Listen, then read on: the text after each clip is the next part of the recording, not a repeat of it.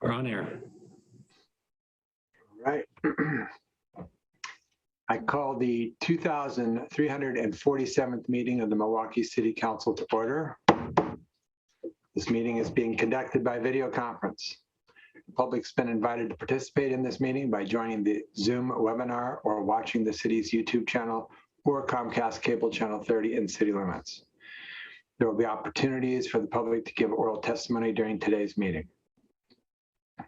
If you're interested in speaking, please let staff know by emailing ocr@milwaukeeoregon.gov. When it's time to take public comments, staff will monitor the email inbox, the Zoom participant list, and the Zoom chat to see if anyone would like to speak. We will take comments in the order that they are received and seen.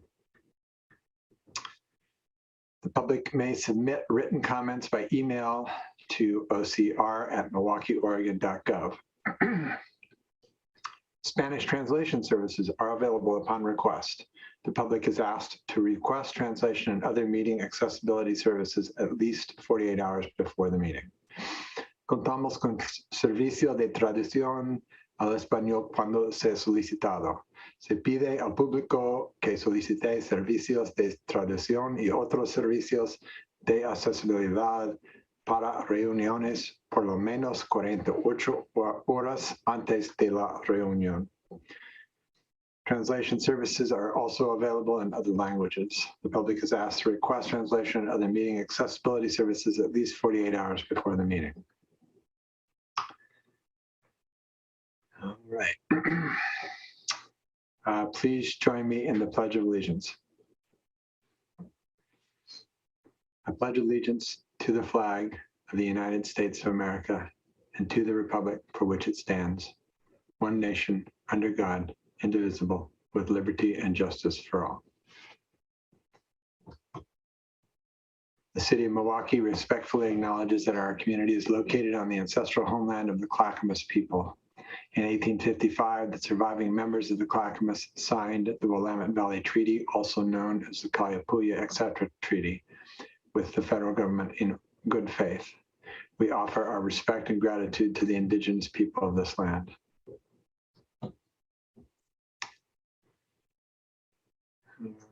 Right. Tonight's announcements. The annual Christmas ships will sail by Milwaukee Bay Park 6 times in December. The community is invited to stop by Milwaukee Bay Park on one of the nights to enjoy the lights.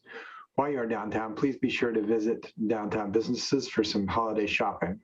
You can find more details at www.christmasships.org. The Milwaukee Poetry Series continues on Wednesday, December 8th with a reading by Christopher Howell, the author of 12 collections of poems and the winner of numerous awards for his work. The event will be live streamed on the Leading Library's YouTube channel. The community is invited to volunteer to help remove invasive plants to make way for native planting in January at Minthorn Springs on Saturday, December 11th from 10 a.m. to 12 p.m. The Minthorn Springs natural area is located between Southeast 37th Avenue and Southeast Railroad Avenue. Volunteers are asked to register in advance. The city's 4th Leaf Drop event takes place on Saturday, December 11th from 7 a.m. to 2 p.m. at the Public Works Yard on Johnson Creek Boulevard. The participate, please bring along a utility bill as proof of residency. The service is free, but the city will collect non-perishable food for local families from anyone that would like to contribute. For more information about each of these events and others, please visit the city's homepage, where you will find the city calendar at milwaukeeoregon.gov, or call 503-786-7555, and staff will provide you with the information you need or connect you with someone who can help.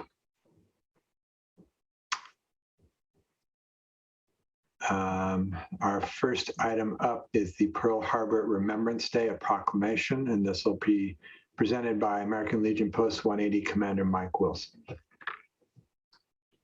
Mr. Mayor, I am not seeing Commander Wilson in the attendees or on the Zoom chat, and I was in communication with him earlier, so I'm a little surprised. But if I might pinch hit real quick, I believe the Post asked the City Council to commemorate Pearl Harbor Day, and particularly this year, as the nation, and I assume many folks have seen on social media, on television today, leaders across the country, including, I believe, Vice President Harris in Waikiki at Pearl Harbor, have been marking the day that the start of the United States involvement in the Second World War.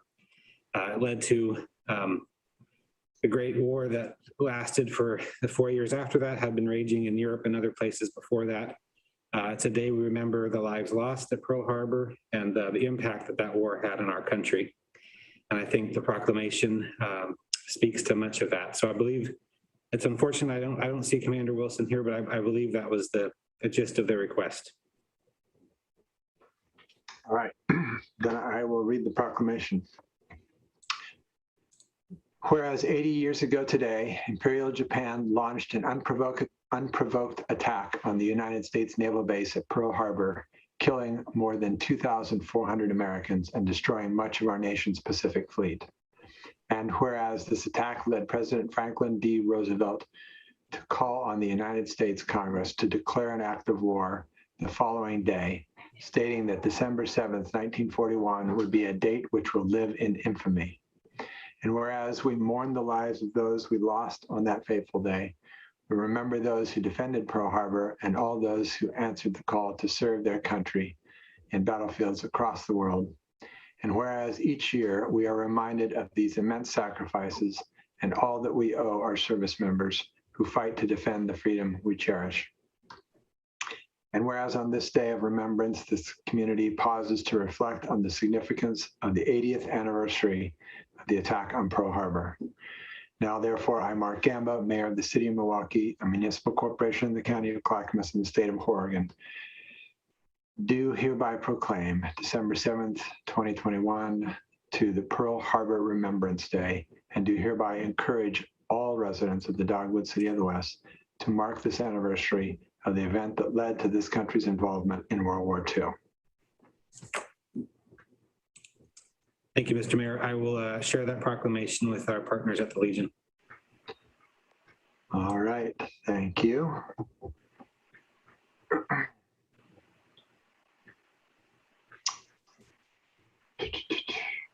City manager updates, Ms. Ober.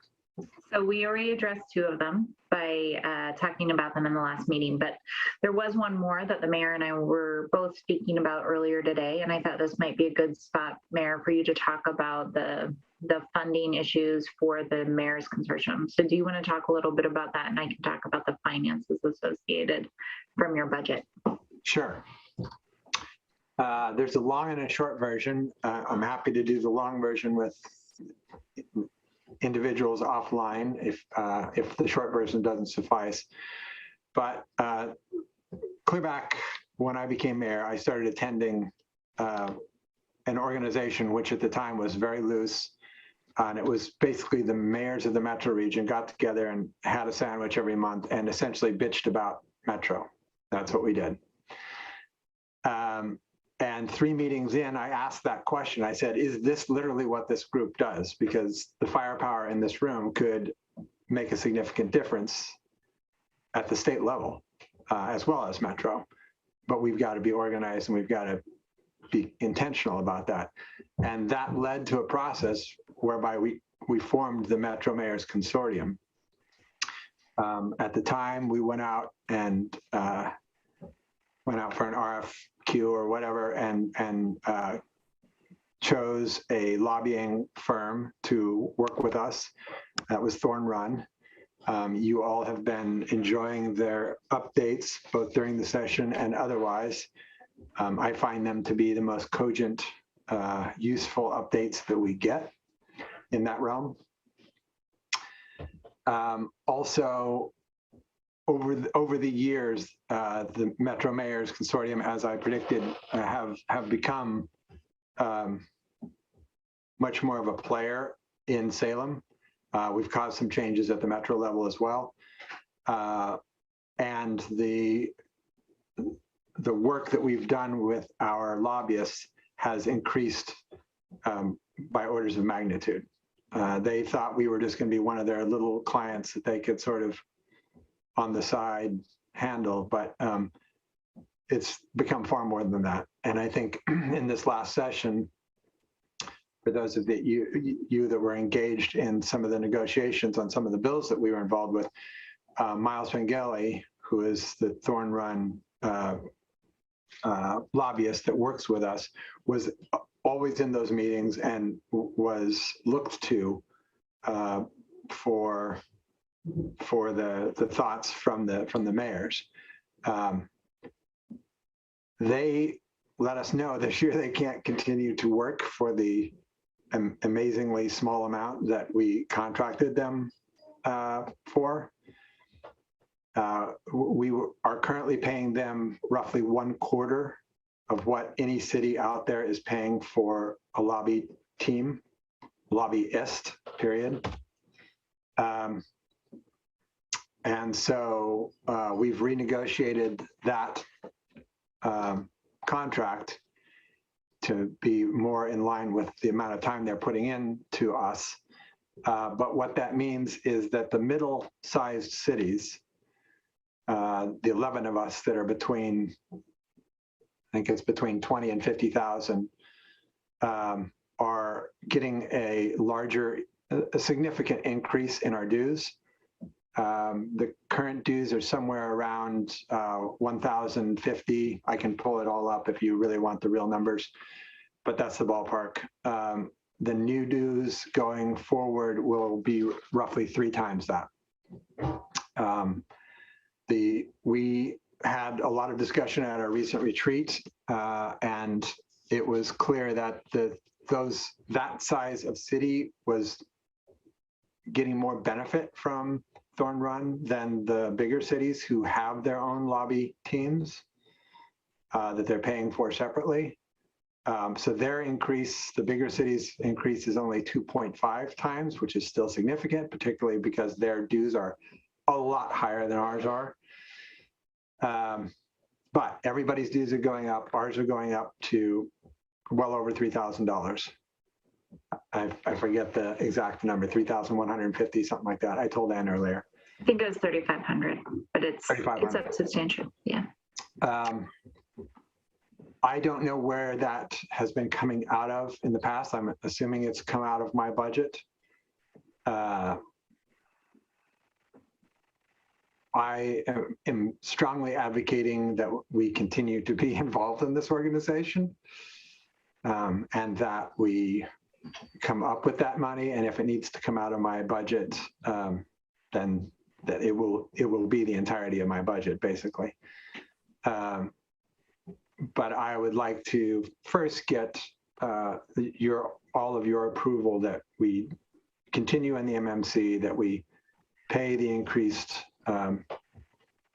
amount, and then we can figure out, I suppose, where that's going to come from. If I'm guessing that in our overall pot of money that the council has in our budget for things like LOC, that we have some remainder to that, because there were no conferences this year and last. We had a very low expenditure year out of your budget. Yeah, so I suspect there's a fair amount left over, so it's not a big deal probably this year. But I want to make sure that we're all comfortable going forward and budgeting for this specific item, because I do believe until we are prepared to spend $120,000 a year on our own lobbyist, this is as good as we're going to get. And I'm frankly, I think it's actually more valuable to us than having our own lobbyist because we go there with the muscle of 24 other cities. So. Yes. I don't know that I mean, it depends on what you're talking about, whether it's more valuable. Obviously, if we have Milwaukee-specific asks, it's not going to be more valuable, but I totally see the value in it. And I was going to go to LOC this year and it didn't happen. So I'm happy to offer part of my budget to cover my allocation to cover, the costs. For this year, for some reason, we haven't bought a lot of meals. It's weird, but we have enough if you all, but it is your budget. I just didn't want to spend your money without having this conversation with you all. So if you're comfortable for this year, we can take it out of the education and training budget, which is actually how we paid for your food in the past. And that covers it for the year. And then I'd like to come back in January, if you're comfortable, to talk about your budget before we actually build the budget. So I was going to place this on the first meeting in January anyway, but the mayor let me know that this year's allocation has to be paid by the end of January, and that's a really quick turnaround. So I wanted to talk about this tonight just for this year.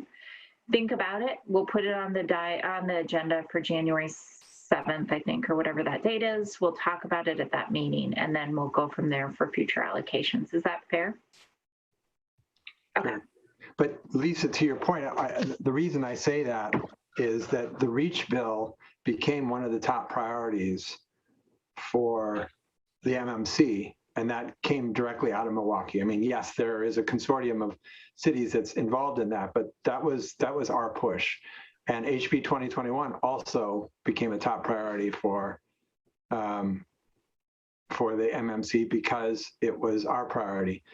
We also did that when West Lynn needed help, something to do with the locks, and the MMC backed that play. So the MMC, assuming it's not some really crazily controversial thing, will probably back the work that we do and the work that we're trying to do with Salem. I mean, I think those are examples of regional projects. I could see things like Kellogg Dam, where I would argue it is a regional project as well, but I could see that not necessarily being something if we needed a state piece of the funding for Kellogg Dam removal or for pressuring ODOT or whatever. I could see that we would need and Kelly has city lobbyist. Kelly has told us many times we would need a city lobbyist for that. Yeah. And I don't think that the price tag would be $120,000 for that kind of targeted work.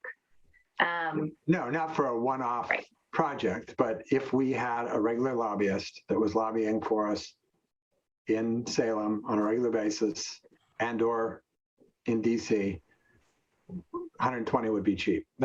I believe that's what Wilsonville is currently paying for their lobbyist. And there's a handful of others, but.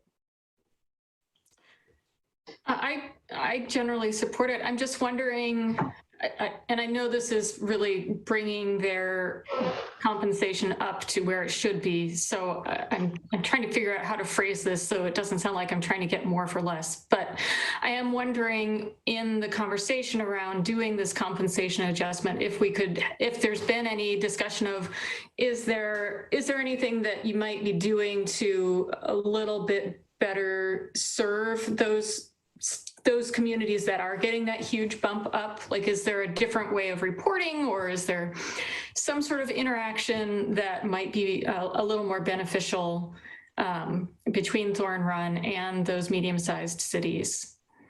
Well, keep in mind, we're getting a 3x bump. The big cities are getting a 2.5x bump. Ours is 3.5, sorry. Ours is 3.5. The big cities are 2.5. Tigard sits in a weird middle category. It's 3x bump. So everyone's taking the hit. Sure. No, and I do understand that, and that's why I was sort of struggling with how to phrase it.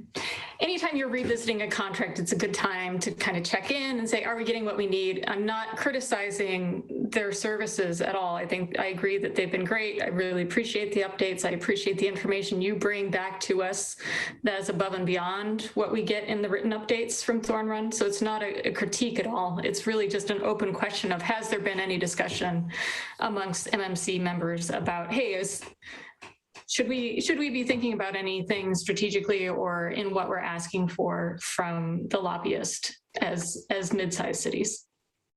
There wasn't a group of the mid-sized cities that sat down and said, we think we need other things. At the retreat a couple of weeks ago, the only thing that did crop up a little bit is, should we be starting to lobby at DC as well as the MMC? And I think given the changeover in some of the mayors, that may well be something that happens. Mm-hmm. There are a lot more activist-y kind of mayors now. So that remains to be seen, but Thorn Run does service their clients in DC as well. Yeah. Well, and that makes me wonder if there's, assuming that the JPACT lobbying trip to DC happens in the future, I wonder if there's some opportunity to do some overlap or intersect with that trip, which is well established and does have participation from some of the mid-sized cities in it as well, and Thorn Run services. I don't know. I'm totally spitballing here. But just kind of trying to think about ways that we utilize that resource and how we could. Yeah, well, keep thinking about it. If you come up with specific concepts, I'm happy to float them to the group. All right, so based on that, I'm at least 3 people are good with us pulling 4 or 5. Okay. So I've let Scott know he will, the invoice should go to Scott and he'll get it paid through the purchasing office or through the finance office this next month. And then we'll bring it back at the January 4th meeting. Thank you. Thank you. Yeah, Lisa. I was just going to ask Ms. Ober, were we going to talk about reconvening in person in January? Oh, we can do that here, sure. So we believe that we're ready. The system is set up in Chambers. Scott is working off of it right now. And I think we feel good about coming back in person. One of the things that council has said is that we wanted to make sure that the kids of the council members were all vaccinated. That has now taken place. And so we're in a better position than we have been in the past. We do have a new variant that is out. We're not sure what that variant is doing for probably another week. It's up to you all, but I said that I would bring it up and give you a chance to talk about what you want to do. This also would be really helpful for me as I'm trying to figure out the retreat, which is scheduled in early January. I'd like to do it in person, but if you all aren't comfortable with that, then we need to figure that out as well. Well, What do you want to do? I would love to be back in person. I am definitely tired of this. Me too. I mean, I will say that with the caveat of, yeah, we don't know what's happening with Omicron, but I think by our meeting 2 weeks from now, we will. So, I mean, I'd like us to, assume we're going to go back in person in January, but, I'll have the ability to revisit that, of course, in 2 weeks if we don't. I mean, if we get a lot of bad information. Everybody good with that? Okay, yep. Sounds great. Then we will proceed as if January is our start back date. Awesome. I'm going to have to get pants that fit. You don't ever stand up. Yeah, but I got to walk in, like that whole moment.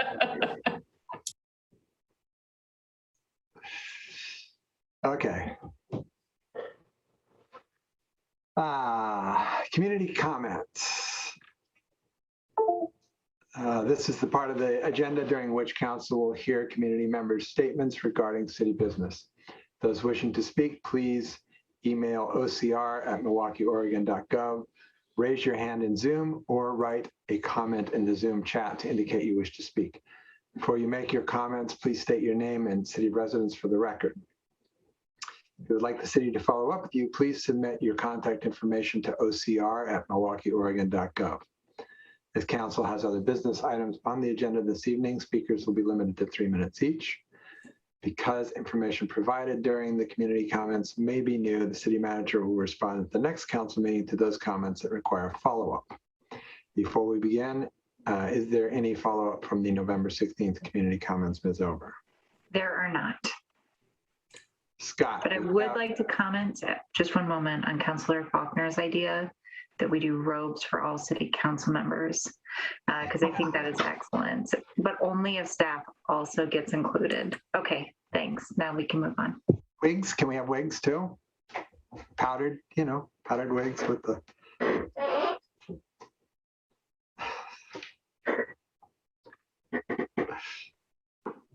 All right. No comment. Nobody's jumping on that one. I don't know why not. One word for you, July. But it's always cold in there. It'll keep you guys warm.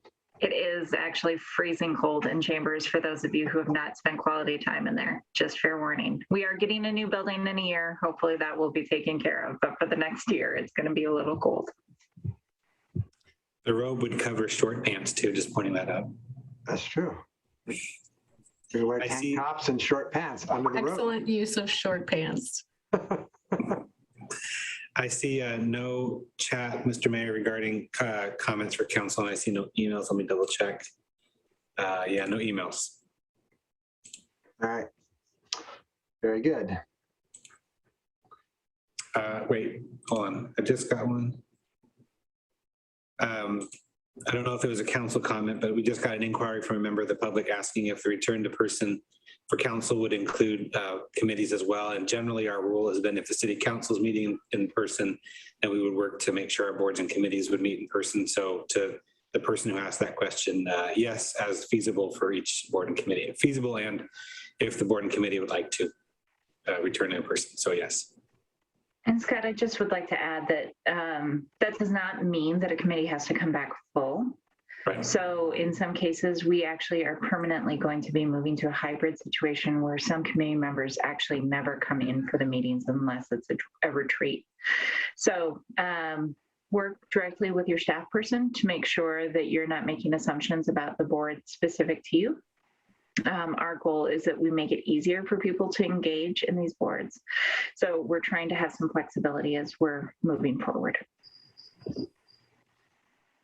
Thank you. All right, the next item is the consent agenda. On tonight's consent agenda, we have the minutes of the City Council for October 12th, 2021, study session, October 19th, 2021, regular session, November 2nd, 2021 work session, and November 2nd, 2021 regular session. We have a resolution acting as the local contract review board authorizing an engineering services contract with AKS Engineering and Forestry in the amount not to exceed $799,948 for the Washington Street Area Improvements Project. We have a resolution acting as a local contract review board authorizing the contract amount with Peck, Rubinoff, and Hatfield for human resources legal services not to exceed $125,000. We have a resolution amending the bylaws of the board of the Leading Library. Does any member of council wish to remove an item from the consent agenda? Do I hear a motion to approve said consent agenda? I move to pursue. Do you? I move to approve the consent agenda. There we go. Well done. Second. It has been moved and seconded to approve the consent agenda. Any further discussion? All those in favor? Aye. I'm Opposed? None heard. It passes unanimously.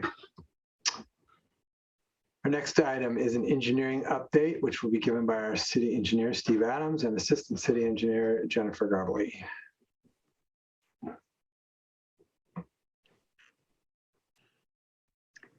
I don't see Steve. This might be a solo act.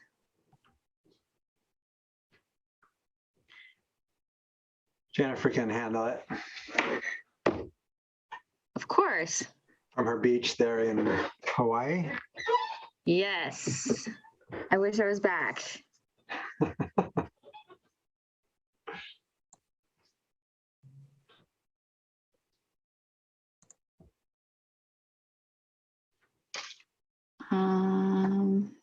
Oh, there we go.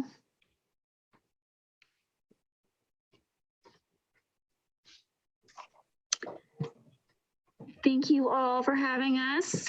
It's exciting to come. It's been a while. I think the last time we were back at council was back in March. So we've got a lot to talk about and a lot of projects to bring you up to speed. So first, let's talk about Monroe Street Greenway.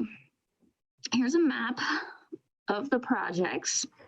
It is divided up in multiple sections and segments, as that's how we're trying to figure out how to fund this massive project. So right now, we're still working with ODOT for an IGA to design and structure segments D and E. So that would be here and this section here, which then ends at Linwood, where we've constructed the new diverter at Monroe and Linwood. Then we have Guardian. Now that we have that project moving forward, once again, which is exciting, they will be constructing portions C and D. So along Monroe, down 37th, where we're connecting in here at Washington. What we still need help with is our sections on either side of this roadway. So ODOT, they're going to be working on the intersection. We'll get a little bit from there. They have stated that we're looking at funding between ODOT a 1.5 million in safety leverage funding, which would be really awesome. So we're working on that. It's moving very slowly, but Kelly said she's going to help us in the new year to kind of hopefully light a fire. If you have any questions, totally jump in. And otherwise, I'm going to keep moving on to the next. No, I have several questions. Oh, no. It's not my project. So you have two segment Ds here on your map. I take it that one of those is wrong, is not D. But anyway, that's kind of irrelevant. 37th to Linwood is going out for design or is actually going out for construction? This section here? Yeah, the eastern section from 37th to. No, we still need an IGA with ODOT, and then we got to go out for design. Okay. So Okay. nothing's been designed. Nothing. We have Nothing. zero design work yet. Okay, so when you say ODOT's doing the intersection, you mean someday? Yeah, someday. Yeah. So ODOT, they will lead that project completely, and that's kind of out of our hands. We get to help with like what kind of what kind of design features we want with it, but it will be an ODOT project. So we don't really have timelines on any of this? Nope. No, okay. You are correct. Okay. Any other questions? All right, let's move on to Linwood. We are getting close. We're getting closer. Yes, we got a little bit of striping in, but weather has not been in our favor. We've had a really wet fall, which has definitely impacted being able to do these last little touches. So last Friday they did stripe Linwood. It is kind of a bare minimum striping. We're going to come back in the spring and touch up and do kind of a final. The ground's been really wet, and so striping's been very difficult. So we still have markings. So none of the legends where you have the bike symbols and things like that aren't down yet. Because again, it's been too wet. The ground's too wet to be able to put those items down. It's also really cold. Typically we like it above 50 degrees and dry. So we are hitting kind of an impact there. We've got most of the signs up, but we're still missing some signs. So that's in the process. And we're getting there. PG lighting was out this week. We were identifying, we're getting new lights, replacing lights, and then a few new poles to add some additional lighting to the area and provide just better coverage of our new pedestrian corridors and bikes. We have one power pole at Monroe that still needs to be moved. It was actually not identified, but it's in the middle of a sidewalk panel. So PGE is scheduled to move that December 16th. And then we'll be able to finalize that last panel and close up that corner on the northeast side of Monroe. Kathy has a question. Sure.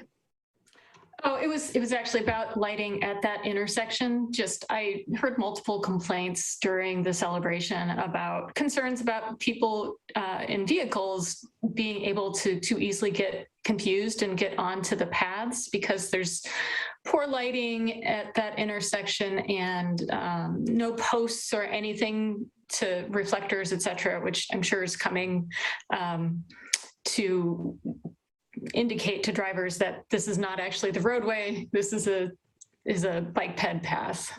Yeah, so we will have reflectors going up that ramp as you see it. There's also another light pole that gets installed near that area as well. So that's, I would say we're probably 3 or 4 weeks out before the lighting's going to be installed. We were identifying locations and making sure all the poles were in proper places. I've had to move several. We don't like to place them in water quality facilities if we don't have to. So I met with PG this week, basically. So they are moving forward with it. And there is a pole that's supposed to be over on that side to help that corner, which will be significantly awesome. Great. We still got some landscaping to do. So there's several spots between our trees. The original contract had grass, but we're actually looking at putting in some shrubs, some larger shrubs to provide some greenery. Many residents have come back and said, no, I don't want grass. I don't want grass. Can we plant it? Can we put flowers in? Can we do some other items? So we're going to take a look at that and see what shrubs would cost and what value. And if not, we also can come back and put grass in, but I'd probably do that in the springtime when it warms up. Just for feedback, I got feedback at the event as well that people who are walking their dogs on that path would like there to be grass or something similar so that the dogs will do what they're meant to be doing during their walks. Excellent. So we'll definitely take that in consideration. Next, we've got a little bit of cleanup work. So there's still a lot of things behind the sidewalk, behind the road, and the path, just cleanup work. We also, when I mean by cleanup work, we do what's called a punch list, and that's looking at, panels, anything that got broken, we're coming through and we're gonna do repairs. So that still is in the works. My last question to you is, how do you like the split path around our beautiful sequoia tree? Love it. Nice. I thought it turned out really, really nice, and just is a pleasant walk around that area. Okay. Let's move to Lake Road. Here on Lake Road, we are getting close. The hard part about this is rain has not been our favorite co-worker, I would say. Striping is a big one right now. So they were going to try to stripe on Sunday this last week, and they still couldn't do that. The roadway was too wet. Lake Road is a big project, many blocks. So you need several days. You need it to dry out, and then you need several days to actually come through and do the full works. So right now I'm looking at modifying and doing some sticky stomps the entire way down the center line and bike lanes with sticky stumps. That's what I can do right now. They won't paint it, so now I'm looking at what temporary options can we do. The signal is ready to go. I'm literally waiting for some type of striping and marking so you can identify where you're at in the intersection to use it properly. Markings are another big one that's hard, just because you need it wet. I mean, you need it dry, and we've just had so much rain. What we have left is landscaping, retaining walls, cleanup as well.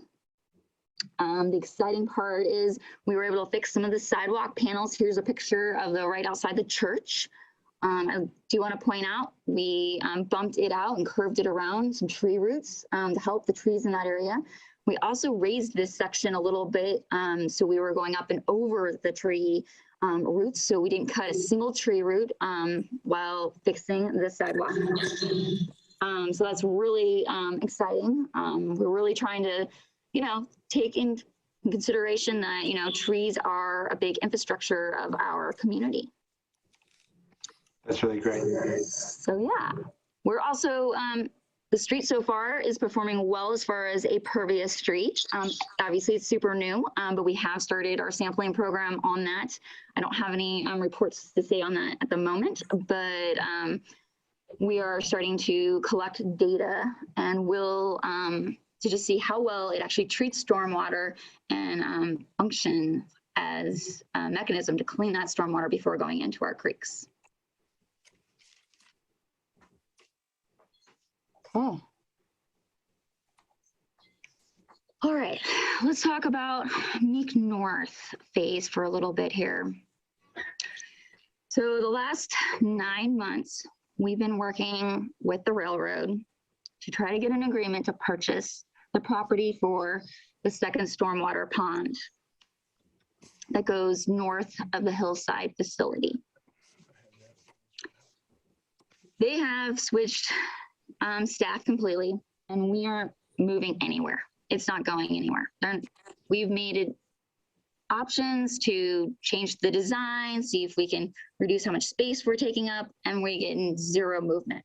So we got to move forward. We got to do something. We have installed the pipeline all the way through the Murphy site, and so it needs a connection point, and it needs to go somewhere. So our next option that we would like to go on is we're going to try to see if we can get a pipeline easement. So the railroad was actually gave us a pipeline so we could put the pipeline in, but we just couldn't build the pond. So now we're going to look at seeing, can we extend that pipeline easement all the way from Roswell basically to the hillside. We already have our easement on the hillside property. And then we will move the pond to a new location. So we're still working out where that pond would go, but that would mean we could still have a gravity system, which means less maintenance cost in the future. If they say no, and they're not going to grant us an easement, then we are going back to the option of building a pump station and taking it up 29th to the Roswell facility. So that is where I'm at in this process. Do you think would be worthwhile for them to get some pressure from council? I think we might need to put some pressure. I mean, yeah, at this point, I'll take anything because honestly, this has been in the planning since 2017. We've had it designed since 2018. So if we have to, I mean, basically at this point, I'm saying I got to redesign a pond because I'm putting it somewhere else. So it's very frustrating. All right. Can you give us the contact information for the people that you've been working with? And then if you know it, their superiors? I can put that together for you. Perfect. Thank you. Thank you, Mr. Mayor. Any other questions on Meek?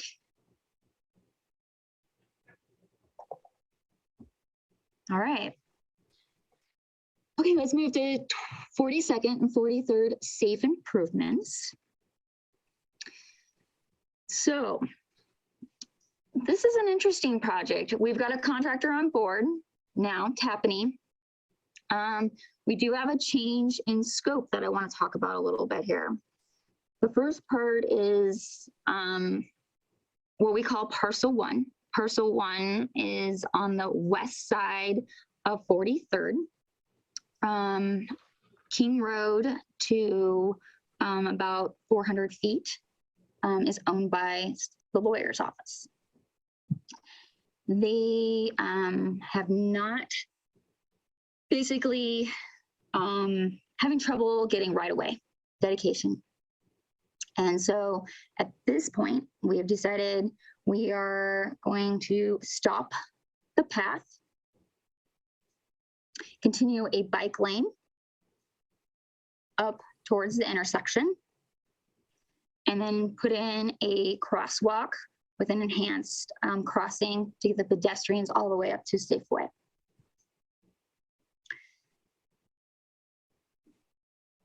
At this point, it has not been easy negotiations.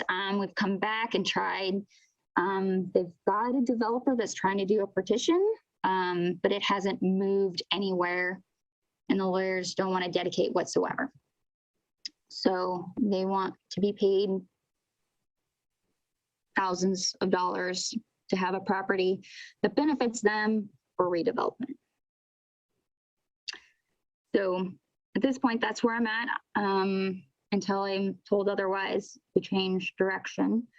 At the moment, we have several trees on their property that are identified to be removed, but however, they won't be removed if I'm not building any new infrastructure.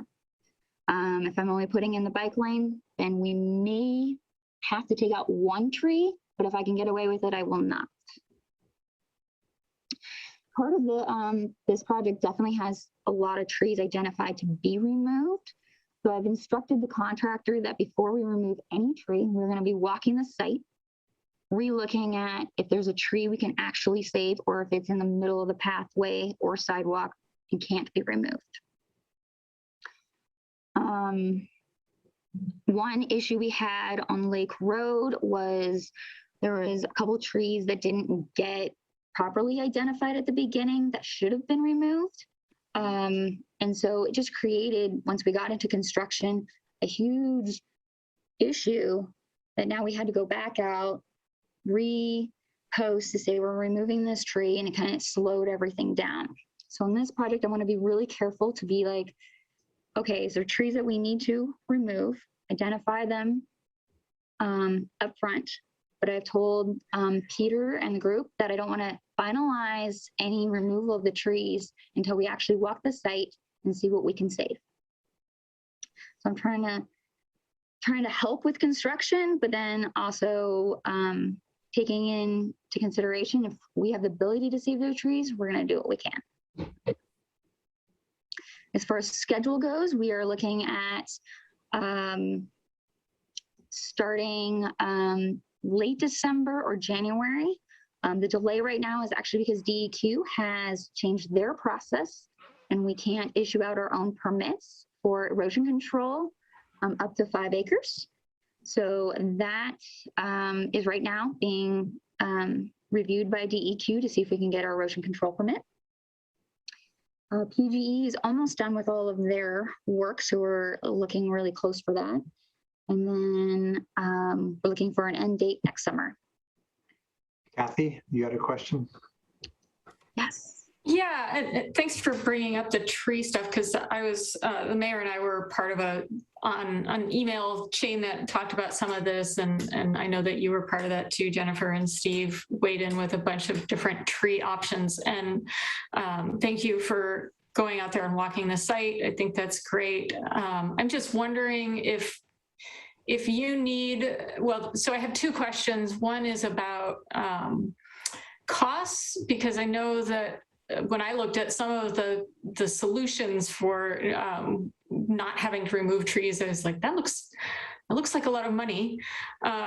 So I'm wondering if there's flexibility in the budget to incorporate some design changes that would accommodate trees. And then I'm also wondering if staff needs any direction, or if we need to have a conversation at some time around what kind of trees to really work to preserve. I know we had that conversation, obviously invasive species we don't, but the conversation that I'm wondering about is as we're thinking about climate adaptive approaches to our green infrastructure, if we need to have a further conversation about what trees really are worth investing a lot of money to try and save and which aren't, or if you feel like staff's got that under control already. I don't want to have more conversations than you need. Well, I mean, I think large trees that are in really healthy, kind of like the sequoia and Linwood and the big tree by Kronberg, and the large tree by the library. Like, I think those are really significant, large, right, gorgeous canopy, huge canopy trees that we do want to try to keep. We have definitely 2 of those on Howell that I really want to look at and see if we can save, right? So I say I have some wiggle room within the budget a little bit, from my authorization, like I'm so tight that I think I do have some ability to possibly look at that.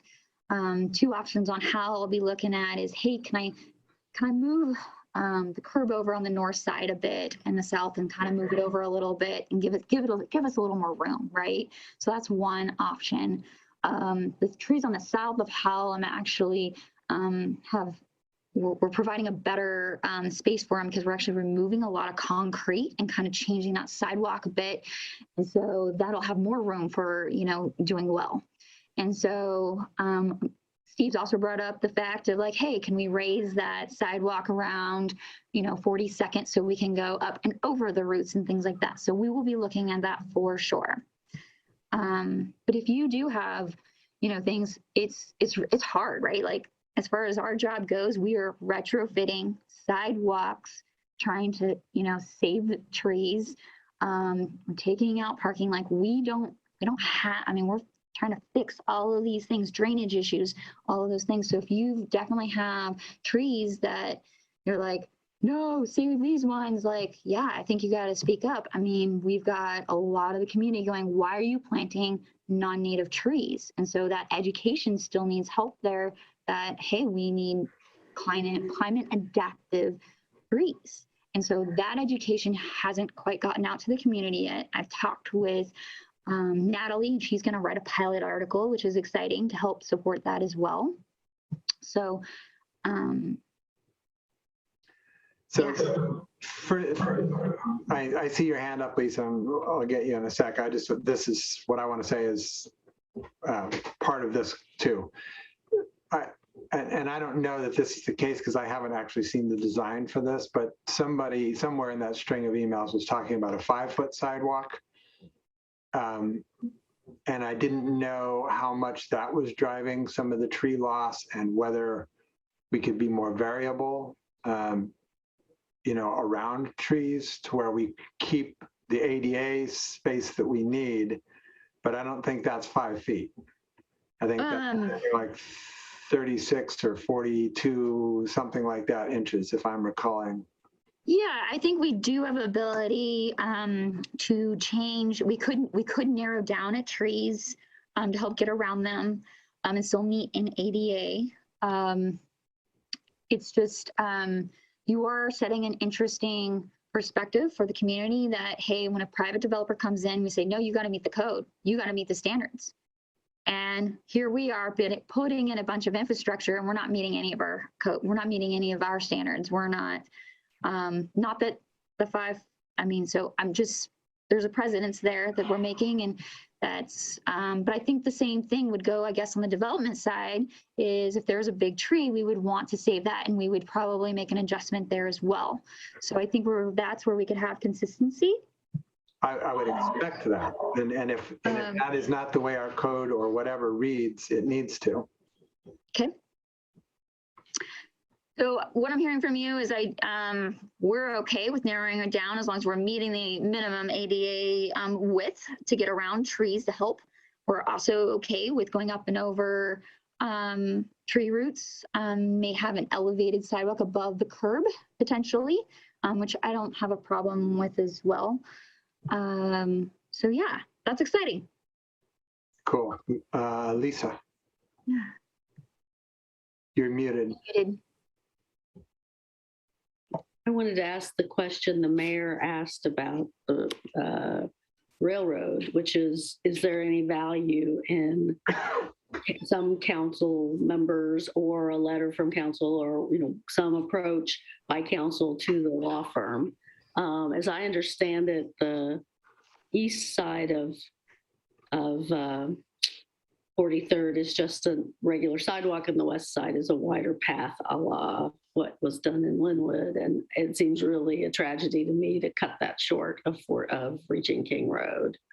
And I would hold out more hope for negotiating with a local landowner than the railroad. But anyway, is there any value? And you don't have to answer that now. I mean, something for the staff to think about. But is there any way that you think council could help press any buttons there, or I was going to ask the same. Yeah, good. I honestly don't feel like, I think they just want money. If you want to throw money at them, Kelly, you might want to jump in. Yeah, do y'all mind if I, so I have, honestly, much to Jennifer's angst and consternation, Steve and I have gone at this, and Steve more so even than me, have really tried hard, because it's a safe way. It's one of the, honestly, one of the most important destinations we have in the city to be able to bike and walk to is right there. So I've personally reached out, Steve has personally reached out. We've gone and had meetings. We've even talked directly with the developer to try to go and have a separate conversation with them. And I actually, if I thought you could make it better, I would ask you to go help me make it better. I don't think you can, unfortunately.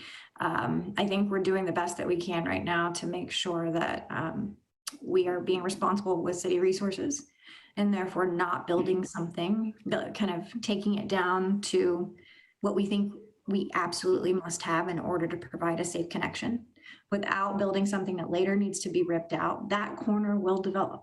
It is a very, very highly developable corner. It's going to happen. There will be development. When that development occurs, we're going to make sure that it has what we need there. But I do think we've taken this as far as we can take it, unfortunately. But it was, it made me really sad to get to that place, and it made Steve really sad to get to that place as well. But I think it's at this point, we would either be delaying all of the improvements for quite some time, and it's just not clear when we're going to have a different negotiation partner. So. Angel, you're muted.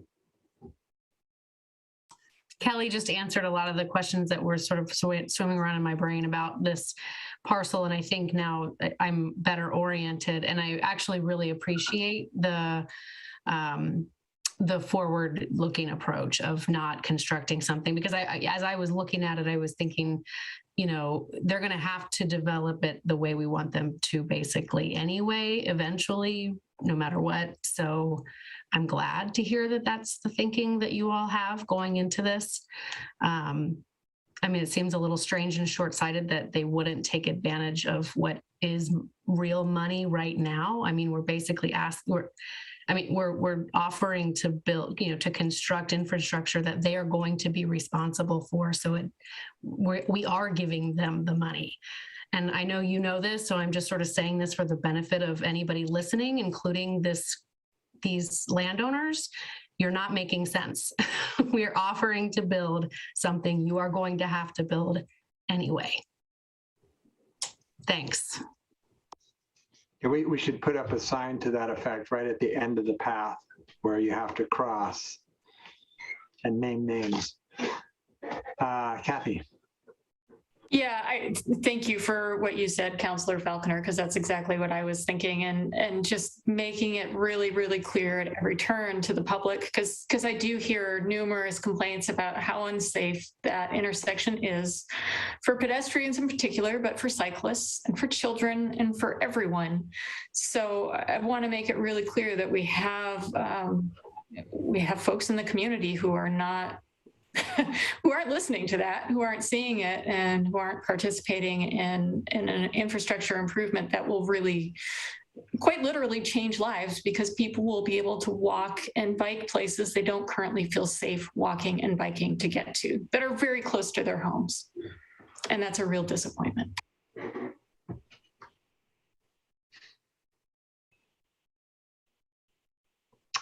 Steve, please.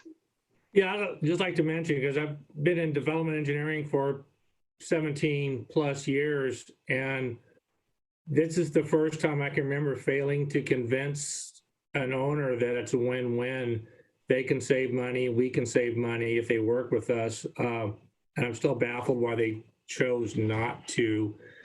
The main difference we're going to get, I'm not sure if Kelly touched base on it or not, the main difference is we still feel obligated to complete a bike path on the west side of 43rd. So the multi-use path, the pedestrians will cross to the east side. The bike path will be at street level, and it'll continue on up to King Road.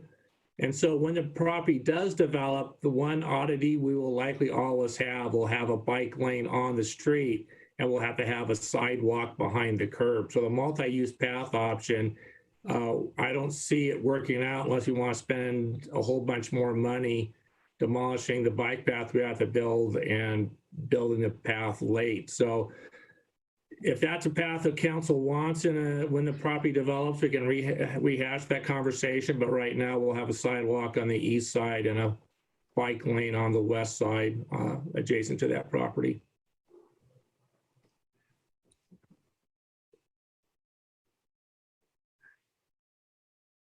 Any other questions?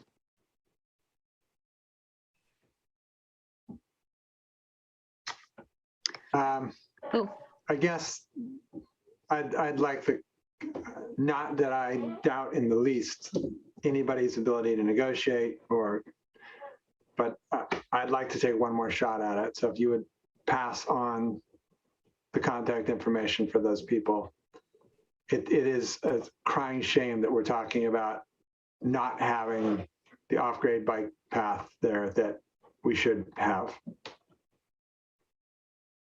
Okay, we'll get you the contact information for the Callahan and Shears law office.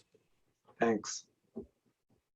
Has the neighborhood, expressed their dismay at that too? I think there might be some value in that. I'm not sure, is that considered Llewellyn or is that Ardenwald still at that point? Or is it?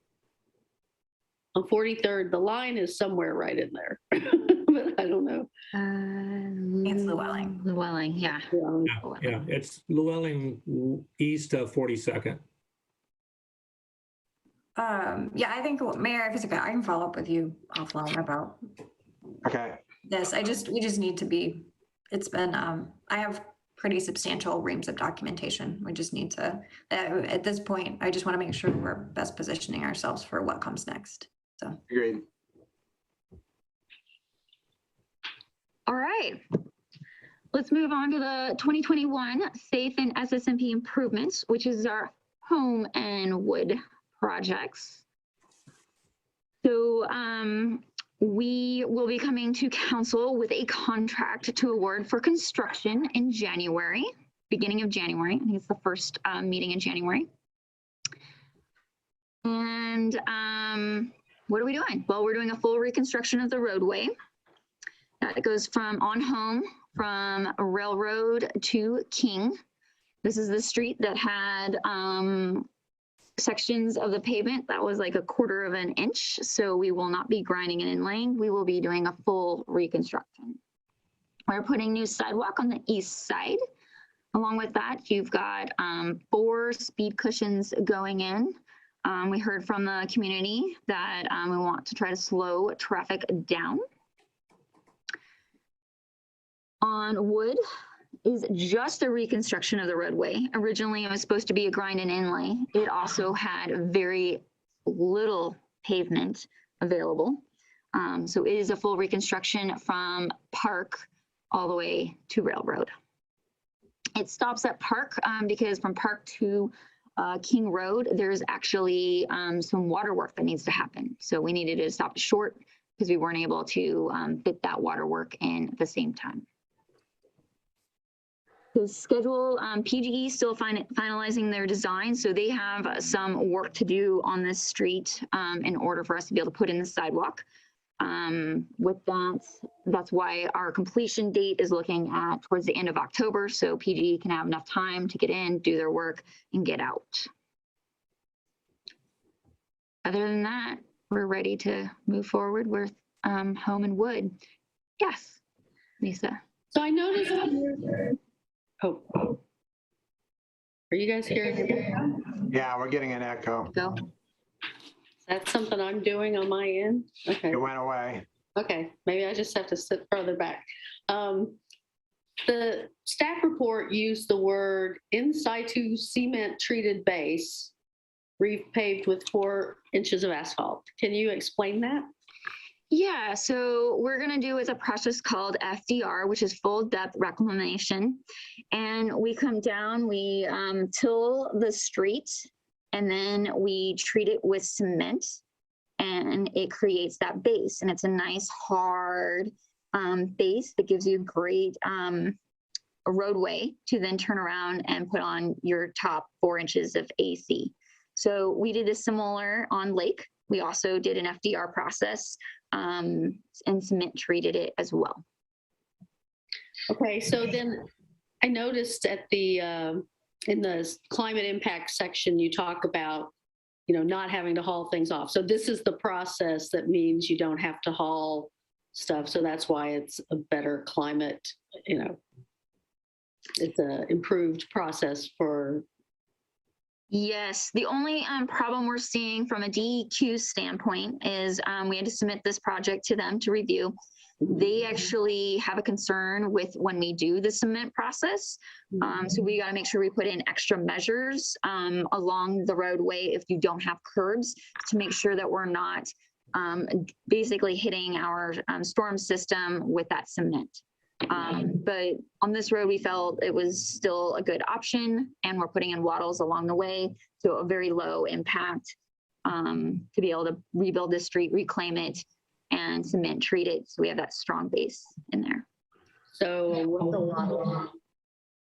A wattle, it's kind of like a long barrier that's straw and stuff, and so you kind of aligned your project with it, so anything that leaves it will get trapped in that wattle, is what I would consider.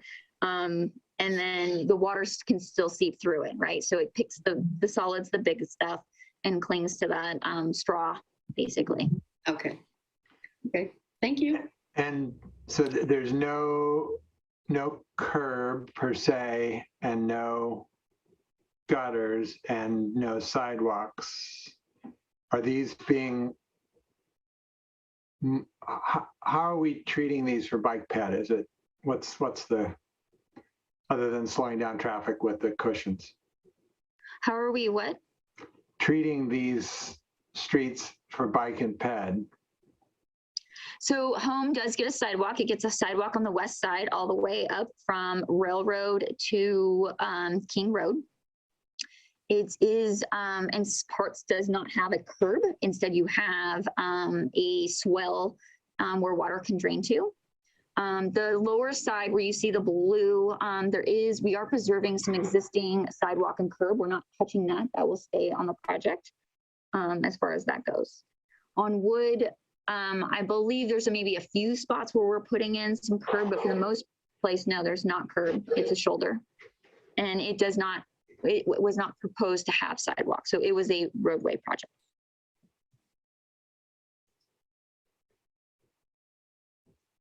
Any other questions? All right. Oh, yeah, Lisa. I mean, I just typed one in. You just now said west side of Home, but I thought earlier you said east side of Home. I just wanted to clarify. Yeah, so west side of home is getting the new sidewalk from Railroad all the way to King.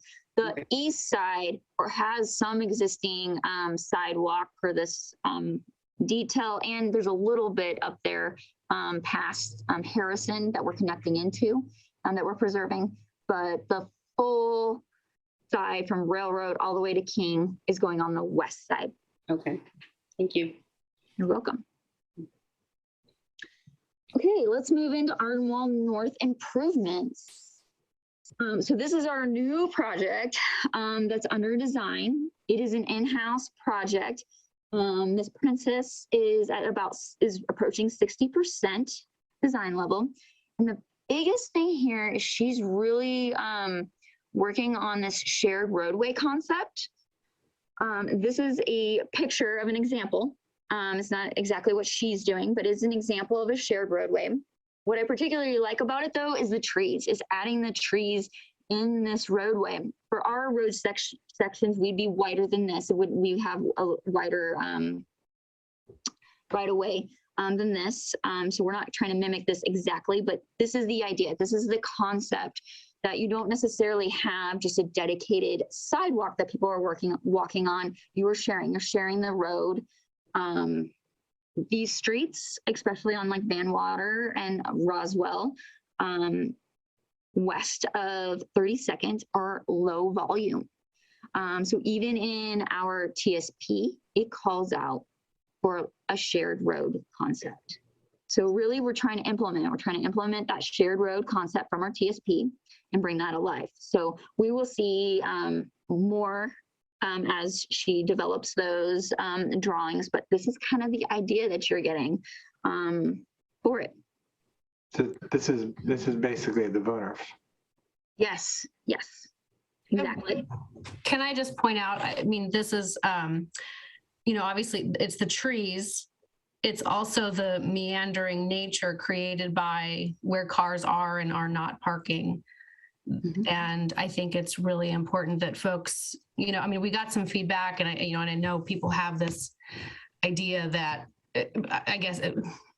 streets, with parked cars, especially narrow. And I guess I'm curious to know how much wider we're talking about, because narrow streets with cars on them are very slow streets. And so and these are very low volume streets. I mean, Councilor Nicodemus and I live right in the neighborhood that is getting these facilities. So I guess I just, if we're looking at this for inspiration, let's make sure that we're actually not deviating too far from what makes this really, really valuable. Because, otherwise it's like, we're maybe not creating what we think we're creating. So I'm going to be really, really curious to see this develop. I'm, obviously I'm personally interested in it because it's so close to home. I walk this all the time. But also because I do think there are other places, 19th, 29th, where if we do this right, we can use it as a template for other very low volume streets where we do need to accommodate some street parking. And we also need to maintain slow roads. So all of these things, all these elements, what I see here, works, in my mind, works to do all of those things, accomplish all of our goals, but is also extremely far outside of what we typically see on an American street. Mm-hmm. Right, and it's awesome, and I actually am going to propose that all of our low volume streets end up with basically this kind of treatment where we're limited in how narrow and how curvilinear we can make the driveway is by the fire department. For sure. So I hope we'll take it down to sort of their tolerance level and no more.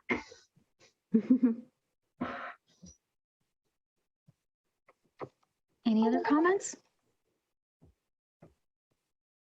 All right. So today you awarded Washington area improvements. This in the CIP is known as our El Punte project. So we changed the name because really we're doing a lot of work around Washington, and it wasn't necessarily wrapped all around the elementary school. So AKS will be our designer. One thing that we are really looking at is what other new technologies can we utilize? And I'm really want to stress of trying something new that maybe not necessarily for this project if it doesn't work, but this one is really neat because you basically are creating a way to water the tree. So you're draining to the tree. You're also creating that top surface, which is an ADA compliant. So if you've got tight areas that you still need to get around, you want to, I mean, that's kind of our biggest issue is how close can we get to the tree and still be able to provide that ADA compliant, right? This system here has different levels and that you can make those, it's all modular, so you can build it for how size you want, how big you want it, how far back, all the way, you know, from the walk and plazas, they've done it. I mean, they've used this in many places.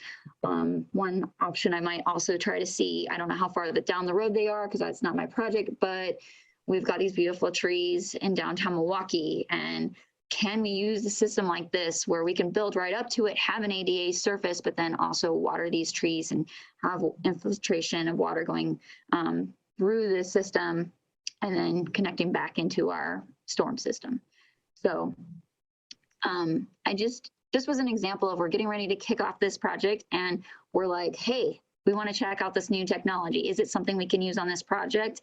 And the engineering group wants to, you know, we're going to pilot something. And so that's just exciting and fun. Super. Yeah, it looks good. All right. With that, we also have upcoming Harvey is just kind of really kicking off in design. Ms. Patel is going to start working towards a 30% in-house design. And then our newest engineer, Mr. Boutros, is starting to work on our wastewater improvements for 2021 that was on hold since our previous engineer left. So that's what I've got. Any other questions? This has been very heartwarming. I've been having a hard time not crying at several moments in this. And for good reasons, not. It's really cool between the VUNERF and the tree technology and all the things you guys are doing. It's amazing. Awesome. Mayor, I'd actually also like to just jump on that same bandwagon for 1 second. The staff have worked so hard in the middle of a pandemic, and this team in particular has kept things going at a rate that I'm a little surprised they were able to maintain. So I really deeply, deeply, deeply appreciate what engineering has been able to produce over the last couple of years, that we are actually going to be expending our CIP at the rate we are. And I appreciate that they've maintained the goals of council through all of it, of trying to protect trees, trying to protect ADA access, trying to make sure that families are able to get to where they want to be without using a car. And I think that they have taken the goals of council very seriously throughout this entire process. So I know I have 3 of them on here tonight, but there are another, I think, 9 behind them that really deserve a huge amount of accolades and appreciation. So thank you to your team, Steve and Jennifer and Kelly, and thank you to you for keeping these projects going. It's really impressive. Yep. Absolutely.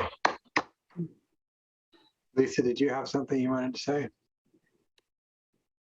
I did. I feel bad going after that. I mean, I definitely agree with everything Ann just said, but I did have a couple questions about Washington Street. One is the culvert.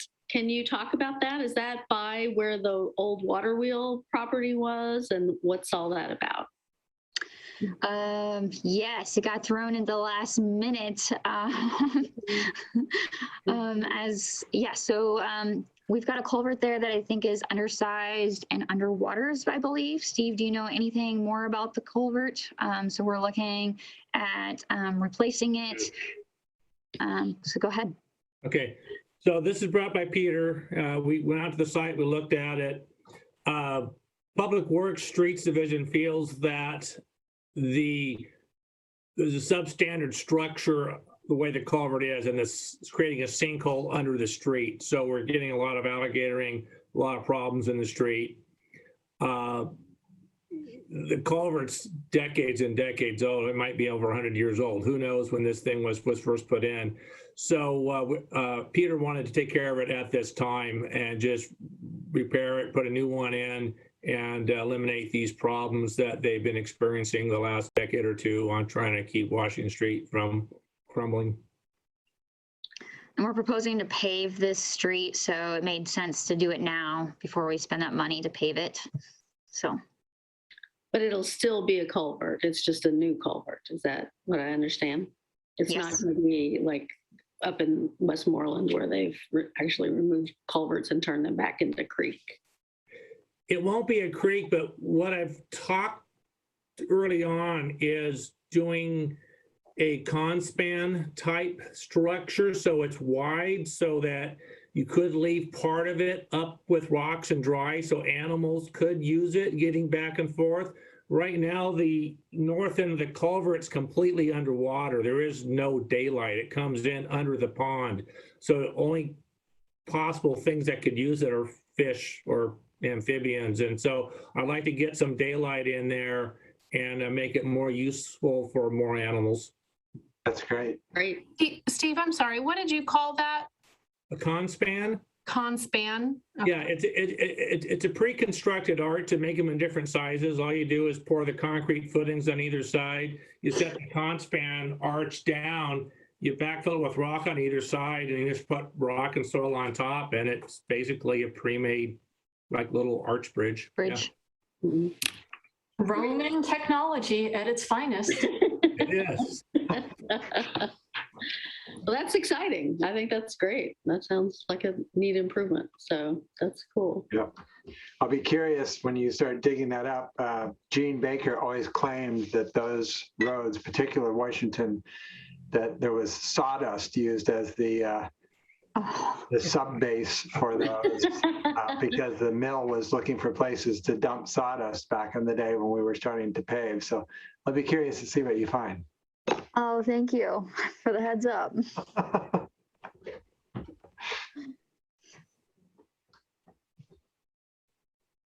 I have nothing else. All right, awesome. I don't see any other questions. Really great presentation, really great, amazing, amazing work.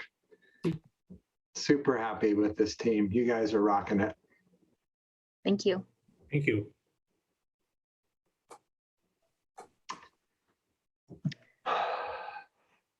Have a good night. All right. All right. Floating code. Loading code. Yeehaw. It says adoption of an ordinance. I don't know that we're going to adopt any ordinances, but We just didn't want to change the agenda again, but there is no need to adopt the code tonight. good. But this will be presented by our building official, Samantha.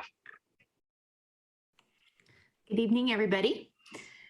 So back in front of you again. There's been lots of correspondence going back and forth, and I did, from our previous meeting, I know, Mayor, your concern was the styrofoam, and I did contact the Marine Board in the state and got some background on that, which is why I added the OARs and the ORSs that pertain to the styrofoam, because they said there really wasn't a viable option to that. But they very much regulated it through those media.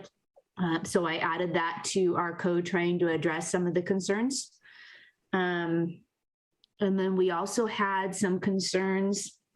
Lisa, you talked about the scope and the locations. And you had in there that the scope was, you wanted to make sure that the other agencies were addressed in the scope. And under administration and enforcement, we do point floating structures and mortgages must comply with these specific regulations and all applicable special codes and regulations of the city, county, state, federal government, including the United States Army Corps of Engineers regarding floating structures. And if under definitions, mortgages includes piers, which is what our docks are called in this code. So I kind of feel like maybe we covered making sure that other agencies are involved in those. But if you have other concerns, I'm happy to address them someplace else. And my point is, when somebody picks up a code, I think it's only, I mean, sometimes our code, we're the only one regulating whatever it is. But this is, and sometimes our code, there's one or two other bodies regulating whatever it is. This is a place where there's lots of people regulating whatever it is. And I think it's just user-friendly for the code up front to say that. And to say, this is Milwaukee standards. There are other state, I don't even think, originally I was like, we should list them, but I don't even think we necessarily have to list them. I just think we should say something to tell someone, if you're thinking about building a dock, don't think this is all you have to look at, right? That's my point, is it's just more public friendly, reader friendly, to tell them up front, this is one set of rules, but you've got other ones. And, ideally it's the state, name the agencies, maybe don't name the code sections because those can change over time. I don't know, but I just feel like this is having been on the planning commission when these docs came, it was a totally weird process because they would get permission from us, but they had to go out and get 6 more permissions. And sometimes the docks got built and sometimes they didn't, So you'd like to see that in the scope more than back in? Well, somewhere at the front, somewhere at the front, whether you put it as, whether you call it scope or whatever, but just somewhere at the front, tip people off that this is one set of rules, but there are many other sets of rules. If I could add one other option, this is not dissimilar from in-water work for Corps of Army of Engineers permits and Division of State Lands. And given that these involve applications, I know in other contexts, I've dealt with the federal government on things like that and the state government. And there's typically an application packet that includes kind of a list of other things you need to do, because somebody's not going to just show up and build a dock. They're going to need to apply to us. So if we put together a packet that lists other contacts, I agree with you, Councilor Beatty, not citations to what they need to look at, but contacts at the Corps of Engineers or contacts at the Division of State Lands, things like that. That's another option that could potentially satisfy your desires and not make the code seem either to not have enough or to have too much in it, given that things could change in the future. Yeah, I guess that, I think that can solve it. I guess I would, as a potential, putting myself in the shoes of a potential someone who wants to build a dock, I would like to know that before I come in to meet with the city. But I guess, I guess it's okay if it only happens when I come in to meet with the city and pick up the application paperwork. To me, that's not as good of customer service, but it's still all right. Yeah. I talked to the state about the marina specifically, not the dock, but the marina. And they have to apply through the Department of State Lands. And the upland property has to sign off before they can apply, which I found nice because somebody couldn't go and apply to put a marina at Bay Park without the city signing off on it first. But the state, it's a state and federal process encompassing 4 to 21 state agencies, depending on where they're applying for. So she said it is anywhere between a 5 and an 8 year process to do a marina. So we will be well informed way before they ever get to any process in the city, the building any type of marina. So, but I can absolutely add that in the front of that. I don't have a problem with letting people know up front that there are other agencies that they're going to have to go through, especially for the marina process versus the dock process. So. Well, I guess I don't know who was concerned about the marina. I don't think it was me, but I guess I'm not too worried about a marina coming in. I am worried about some giant docks coming into some properties other than Milwaukee Bay Park. But which gets me to the other set of questions, which is the letter we got from the Watersheds Council. And I was hoping you could just maybe go through all their bullets. I know you've incorporated some of those things, but could you walk us through their bullets and address them? Sure. So their first bullet was limited docks to 144 square feet as per ODF and W recommendations. I had that in my code to begin with. And then after Councilor Beatty told me that we actually did have some code from on the planning end, I went back and did some research. So I aligned my code with what we already had in our code and upped it to the 400. I know there's some concerns around going from the 400 to the 144. But I did, and I figured we'd discuss that tonight and I'd get direction on which way we want to go on that. The second bullet point they had is docks should have at least 50% of the float surface containing 60% open surface grading to allow light penetration. This is critical to preventing the increased predation on juvenile salmonoids by ambush predators. And I did address that in 1504-090 number 2. So that was part of my code. Number 3, treated wood should not be allowed. And that is 1504-090 number 5 in my code. All work should be required to be complete in accordance with ODF and W guidelines for timing of in-water work to protect fish and wildlife services. I did not have that in there, but I can definitely add that to 1540-040 administrative and enforcement under and added a number G on there and add that in there. I did some research on that, and with ours, it's like October to, it's like, here it is. Sorry, I have all kinds of papers here as I'm shuffling around. Johnson Creek is July 15th to August 31st. Kellogg Creek is July 15th to September 30th. So they have some very strict work numbers or work things for when they can do that in around our area. So I can reference that in ours so that gets taken care of also. Number 5, docks should not extend more than 10% of the width of the stream measured from ordinary high water. I addressed that in 1504-090 number 3. And then his number 6 and number 7, docks on the Willamette River should be at least 50% from shoreline, and item number 5 and number 6 cannot be in combination. The Willamette River docks in this area should not be permitted. The code that I have in front of you is more of a nuts and bolts on how to build it.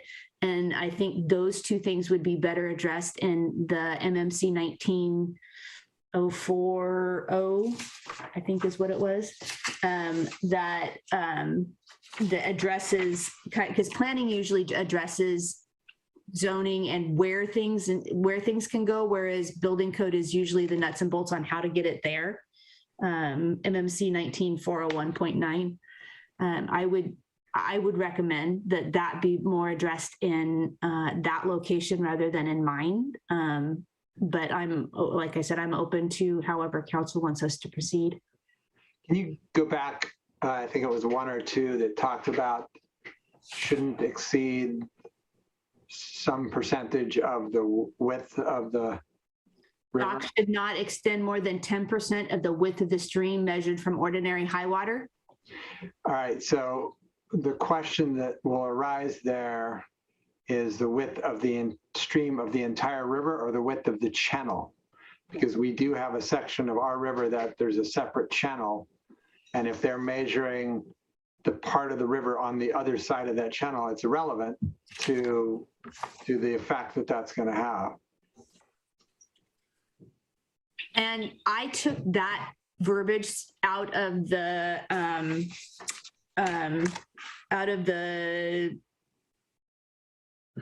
recommendations from the Marine Board. Maybe So give if we- me clarification on that and bring up the question of channels. Sure, I can absolutely do that. I'll reach out to them and see how they do it. They do channels, or if they address it. Okay.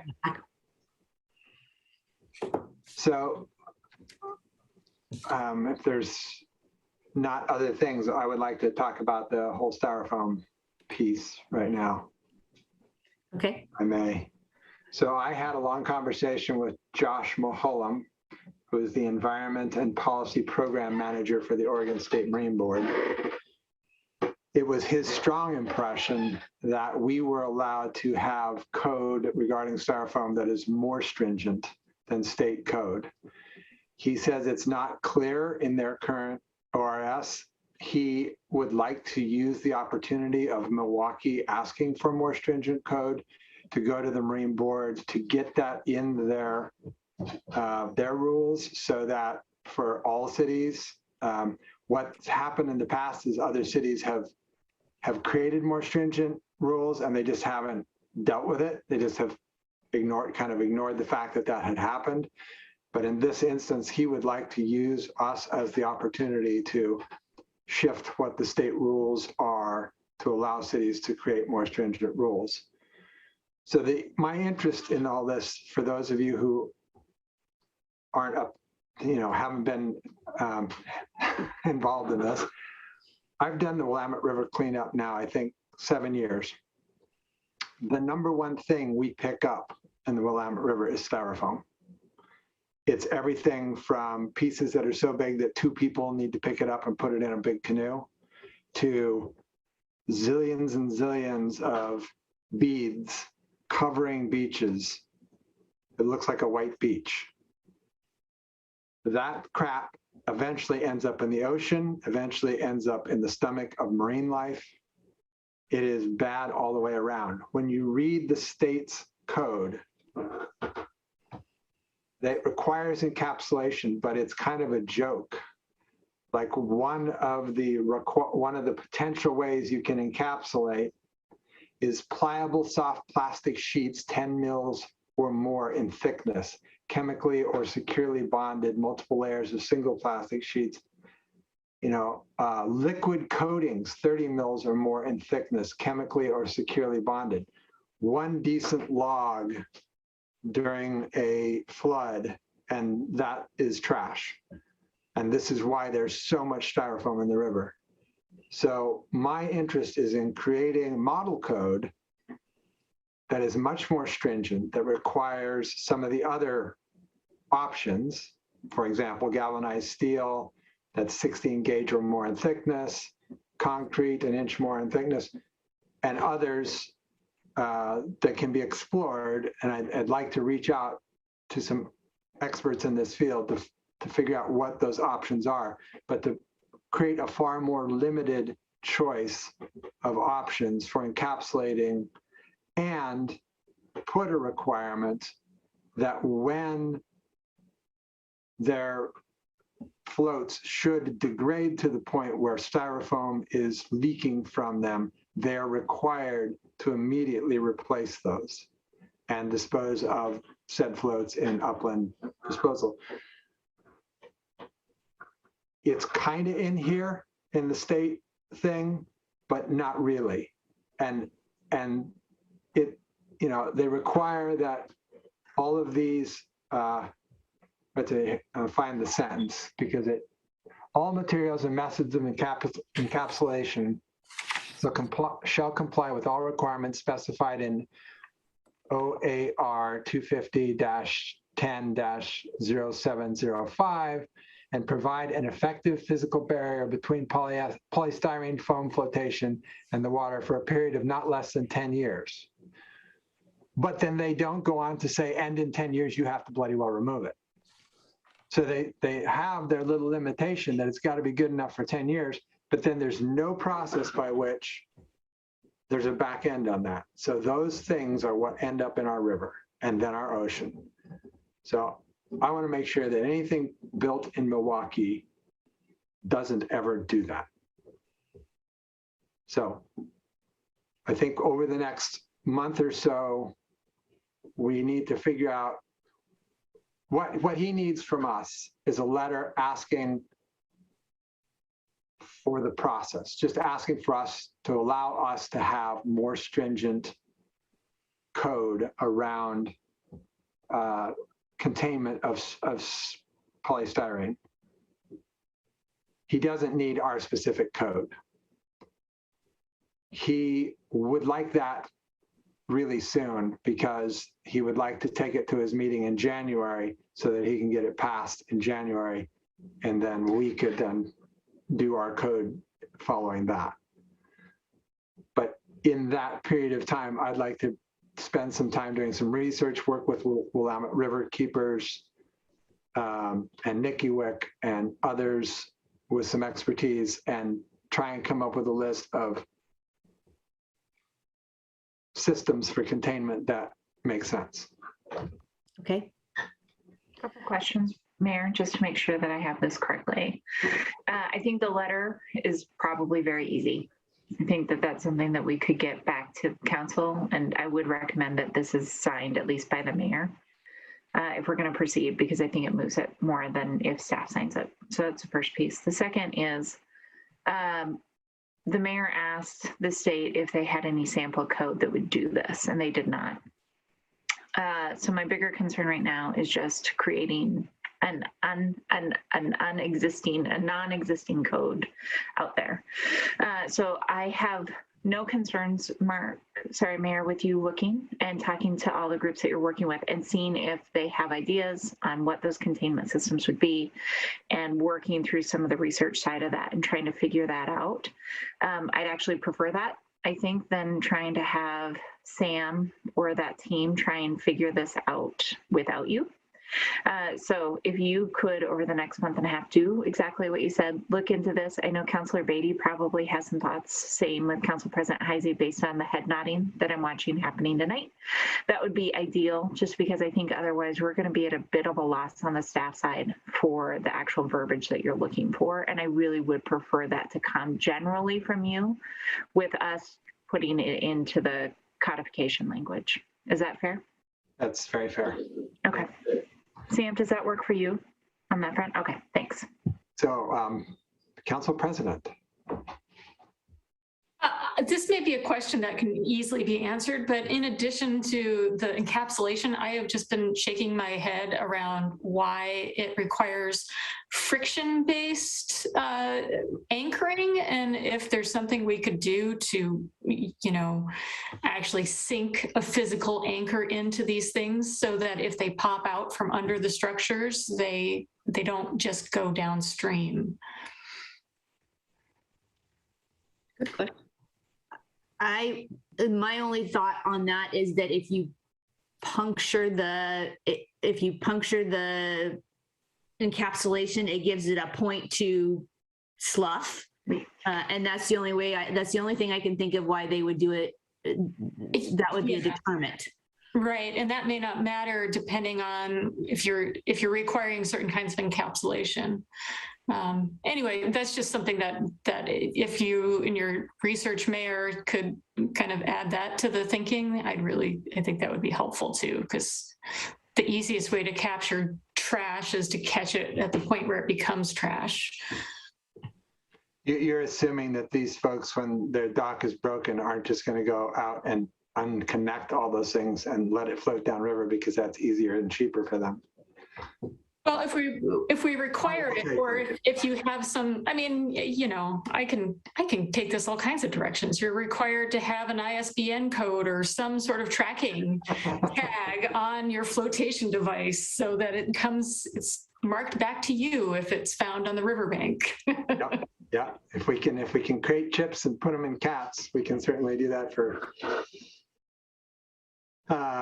Councilor Beatty. mean, I will note the ones that are intact are often reclaimed.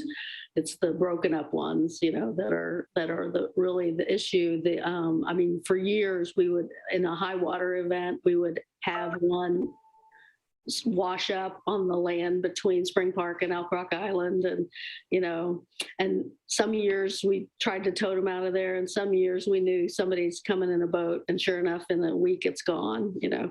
But anyway, what I wanted to say was, did Josh Mulholland give you a sample letter? Was there anything magical about the form they want to use? He just wanted it in an actual letterhead, official letter, PDF'd. But it doesn't need to be like, so in later on, Kelly's going to discuss with us a different petition to the Marine Board, and it's about a 4-page, you know, petition with some legal discussion in it. It doesn't need to be as formal as that. Okay. I don't think so. I think he's basically using us as his reason for asking to do this work. It's not us petitioning the Marine Board. It's us being his political backstop for something that he's, frankly, it sounded like he's wanted to do for years. Okay, great.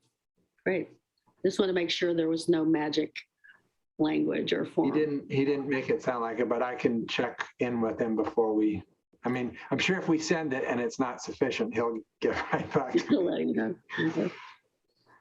So am I drafting that, Mayor, or are you? I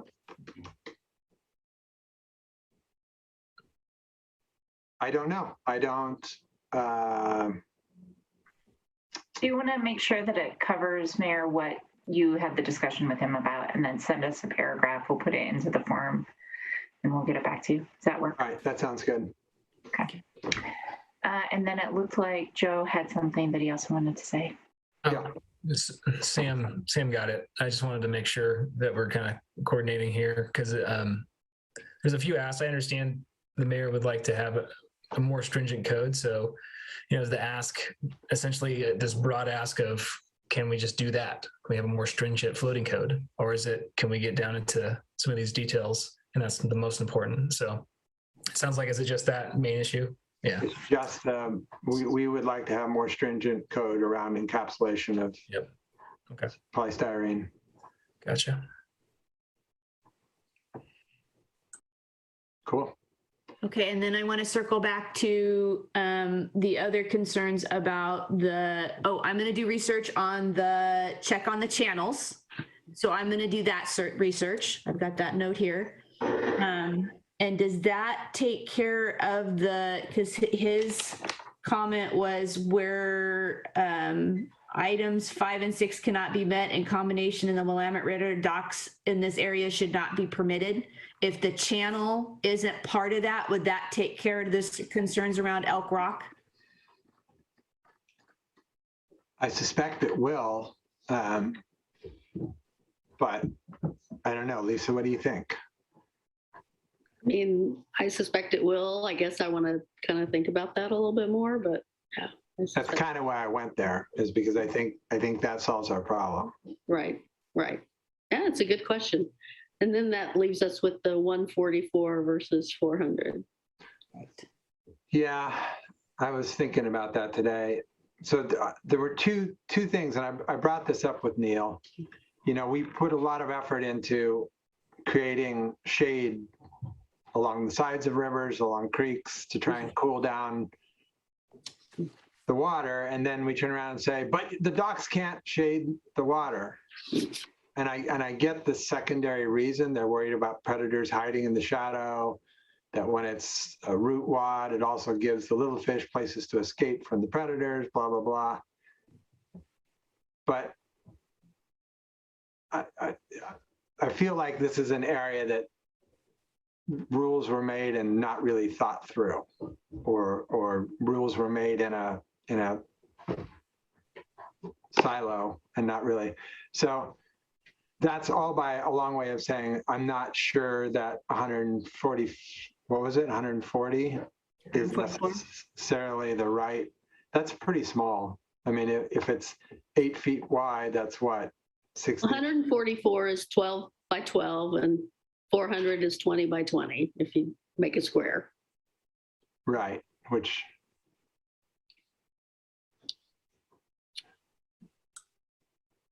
I can add a little bit of background too, if it's helpful.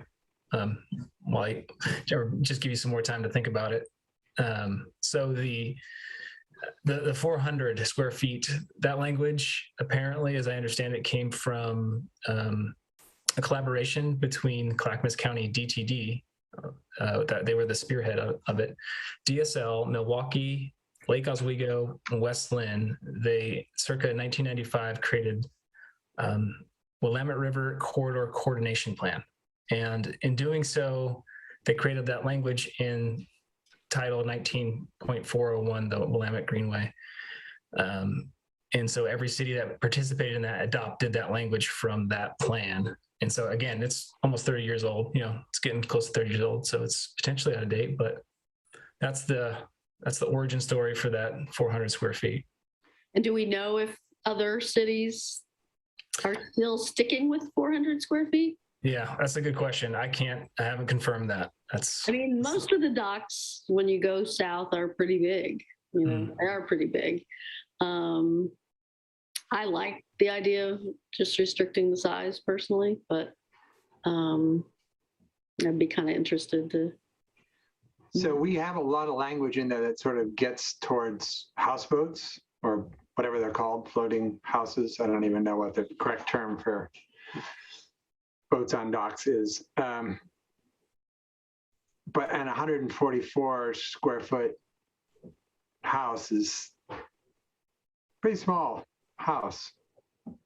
If we are, it feels like we need to go one or the other. Either take all the language out about houses and just.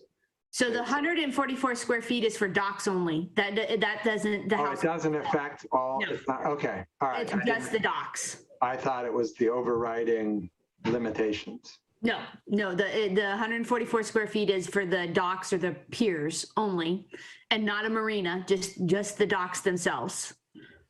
Okay, all right. So that, never mind that.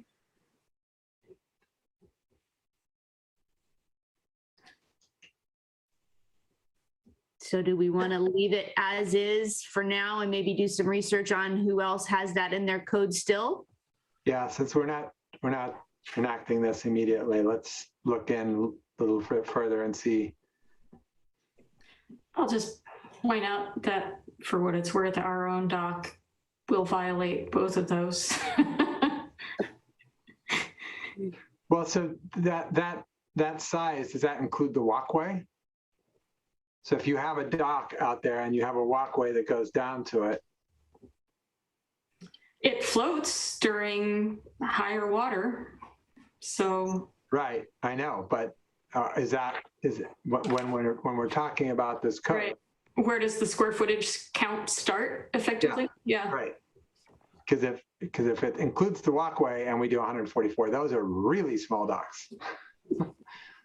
Yeah, I think it must not include the walkway. Yeah. And this was, in my code, it was specifically to private docks. And I don't know that if we had one at Bay Park, that would be considered a private dock. It might be considered a public dock, which would be.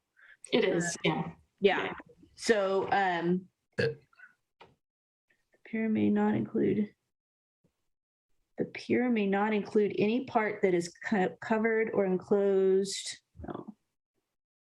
Square footage measured at the width times the length at the outer edge of the structure. So I'm going to say it does not include the walkway out to it. I would say it's just the dock part of it. I think it would be, it sounds like you've already spoken with Neil. I'm also happy to speak with Neil if you've taken on enough other things, but I'd be interested to talk to Todd Alsbury, who used to be with ODF&W and is somebody that consults with Neil a lot about that size limit and whether he thinks it's an anachronism or not. He was supposed to be in that, I think the conversation, well, he said with somebody from ODFW, but I think it was probably Todd later that afternoon. And I thought he was going to get back to me on, but maybe there wasn't a clear answer to the whole question about shading that I brought up. I'll try and do some research on that.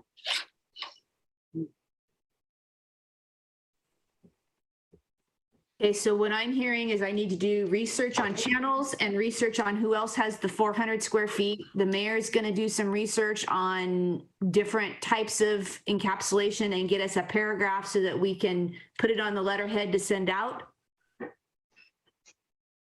Did I hear correctly? Sorry, Samantha. I forgot we're in a public forum. Either way, I'm okay either way. Samantha, I was going to say did I hear correctly that we have to bring the letter back to the council I'm just thinking about time. No, if council is generally supportive, what we typically do is we'll draft something with the mayor. We'll come to language that everybody we think will be fine with. We send it out. We just say, if you have a problem, please contact staff directly, and we proceed. But typically, council hasn't sent a bunch of smaller edits. This is usually only if there's a major substantial problem. Great.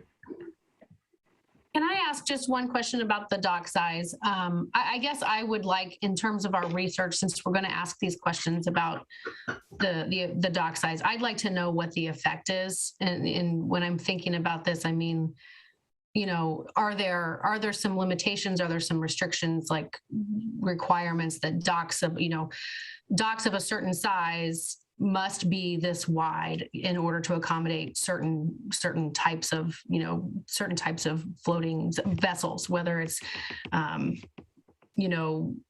motorized or not? I guess I'm curious about what is the effect of this code that maybe we aren't thinking about because we aren't, other than kayaks and small non-motorized. I don't think anybody here is thinking maybe about folks who might have some other watercraft that we aren't necessarily thinking about. So I just want to make sure that we actually know what the effects are. Now, whether or not that changes any of our minds is another matter, but I would like to at least have that understanding. Yeah, I agree. Okay. I'm sure Lisa wants to make sure that the wakeboard boats have plenty of dock space. Yeah. Well, we should know that's what we're doing, if that's Right. So dock size in relation to how big they'd have to be for a motorboat to moor at, or a canoe to moor at, or something like that. Yeah, or I mean, just one of our Christmas ships. I mean, I don't know, there are all kinds of reasons why boats use the river, and I want to know what are the restrictions that we're placing around these things. So just the type of boat, and are there sizes that sort of generally accommodate those types of boats? And by picking something so small, what are we effectively restricting access for docks in the city of Milwaukee? Will we make it impossible for the Navy fleet to dock at a private dock in Milwaukee if we limit the size? For example. Well, I will say the Willamette jet boat comes up our ramp on a fairly frequent basis. So they don't seem to need, I mean, they're not docking, they're just coming up and using the ramp, but yeah. Steamboats, we could have steamboats. On wheels. I don't think I need data on those ships. I'm thinking more in the realm of like possibility. So no Navy, aircraft carriers. I don't need those numbers. You have to maintain the Carnival cruise ship. You know that on the Willamette, you have to maintain the channel for very large ships. It could happen. As a reminder, we also have the Marine Board staff coming to a study session, I think in the next month. So it's in February, it's coming up. So there will be plenty of times for this group to also talk about details with any of the staff there. Cool. Okay. Okay. I have my assignments. I will go forth and do research. Awesome. Thanks, Sam. Thank you. Anybody else? Anything? Good. All right. Let me find my script. make sure I'm not forgetting something. Since it's a hearing, do we have to carry it over? Oh, it's not a hearing. It's not a hearing and I didn't open a hearing. Okay.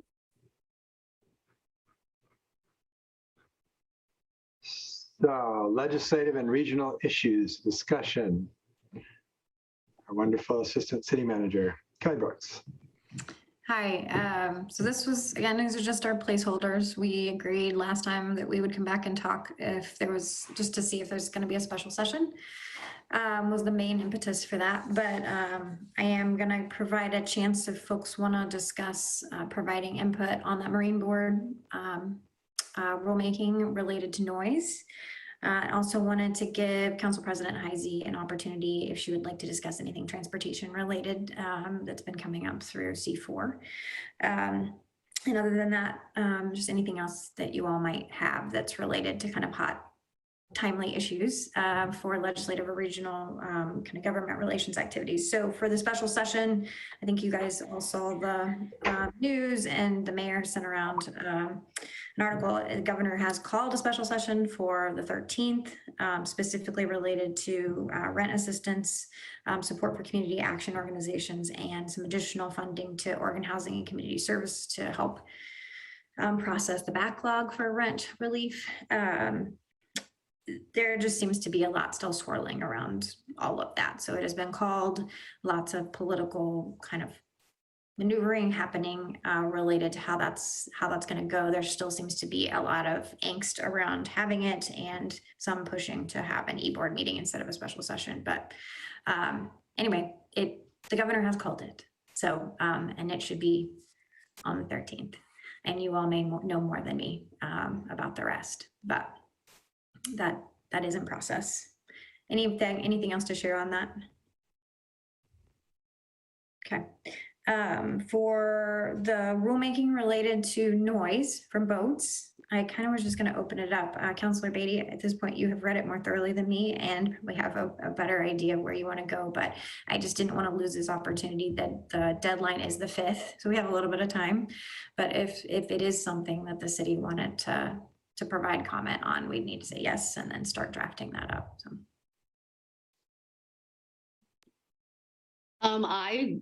I want to say yes. I mean, I want to comment and say yes, please do a rulemaking. I don't think it has to be a 5-page letter like what we did last year. You know, I think it's pretty simple. I need to read the 4-page petition a little more closely and look at a few of the things, but I would be happy to take on drafting a letter, or drafting the body of a letter, and just, yeah, letting you guys make it look nice. And then sending that around. Yeah, we meet before the 5th in January, right? Yes. So we could still review and discuss a letter at that first meeting. Yeah, no, thank you. And I think so that's, as long as there's a head nod, mayor and council for some interest in that. And Councilor Beatty, if you're willing to draft, that would be great. And does anybody have angst about saying they don't want to regulate noise on the river? No. Okay. Okay. I mean, it'll be, yeah, it's how enforceable or how much enforcement there will be of it is the big question. But I think the guy makes a pretty compelling case for, you know, our lack of regulation being out of whack. So. Okay, well, that was easy. All right, and then for transportation, Council President Heisey, is there anything you wanted to raise here or just share? Sure.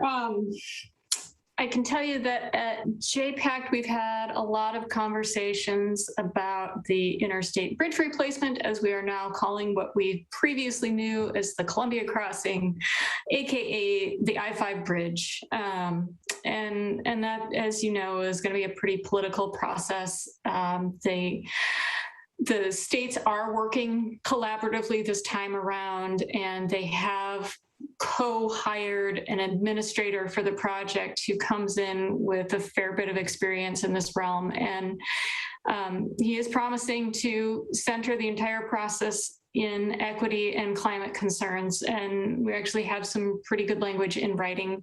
So it's an interesting time because ODOT is on the other side, on the I-205 project, and really primarily with the regional congestion pricing program that they're putting together. They're also promising to center equity there.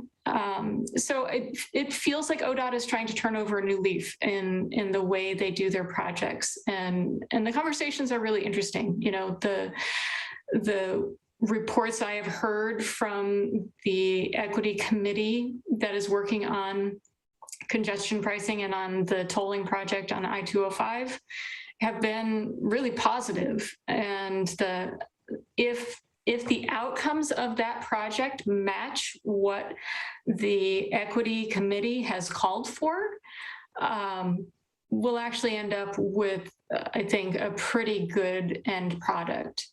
In the meantime, we have $1.2 billion of federal funding suddenly landing in Oregon's laps, thanks to the infrastructure bill that passed at the federal level. And so there's a lot of jockeying going on for that money between the different large projects.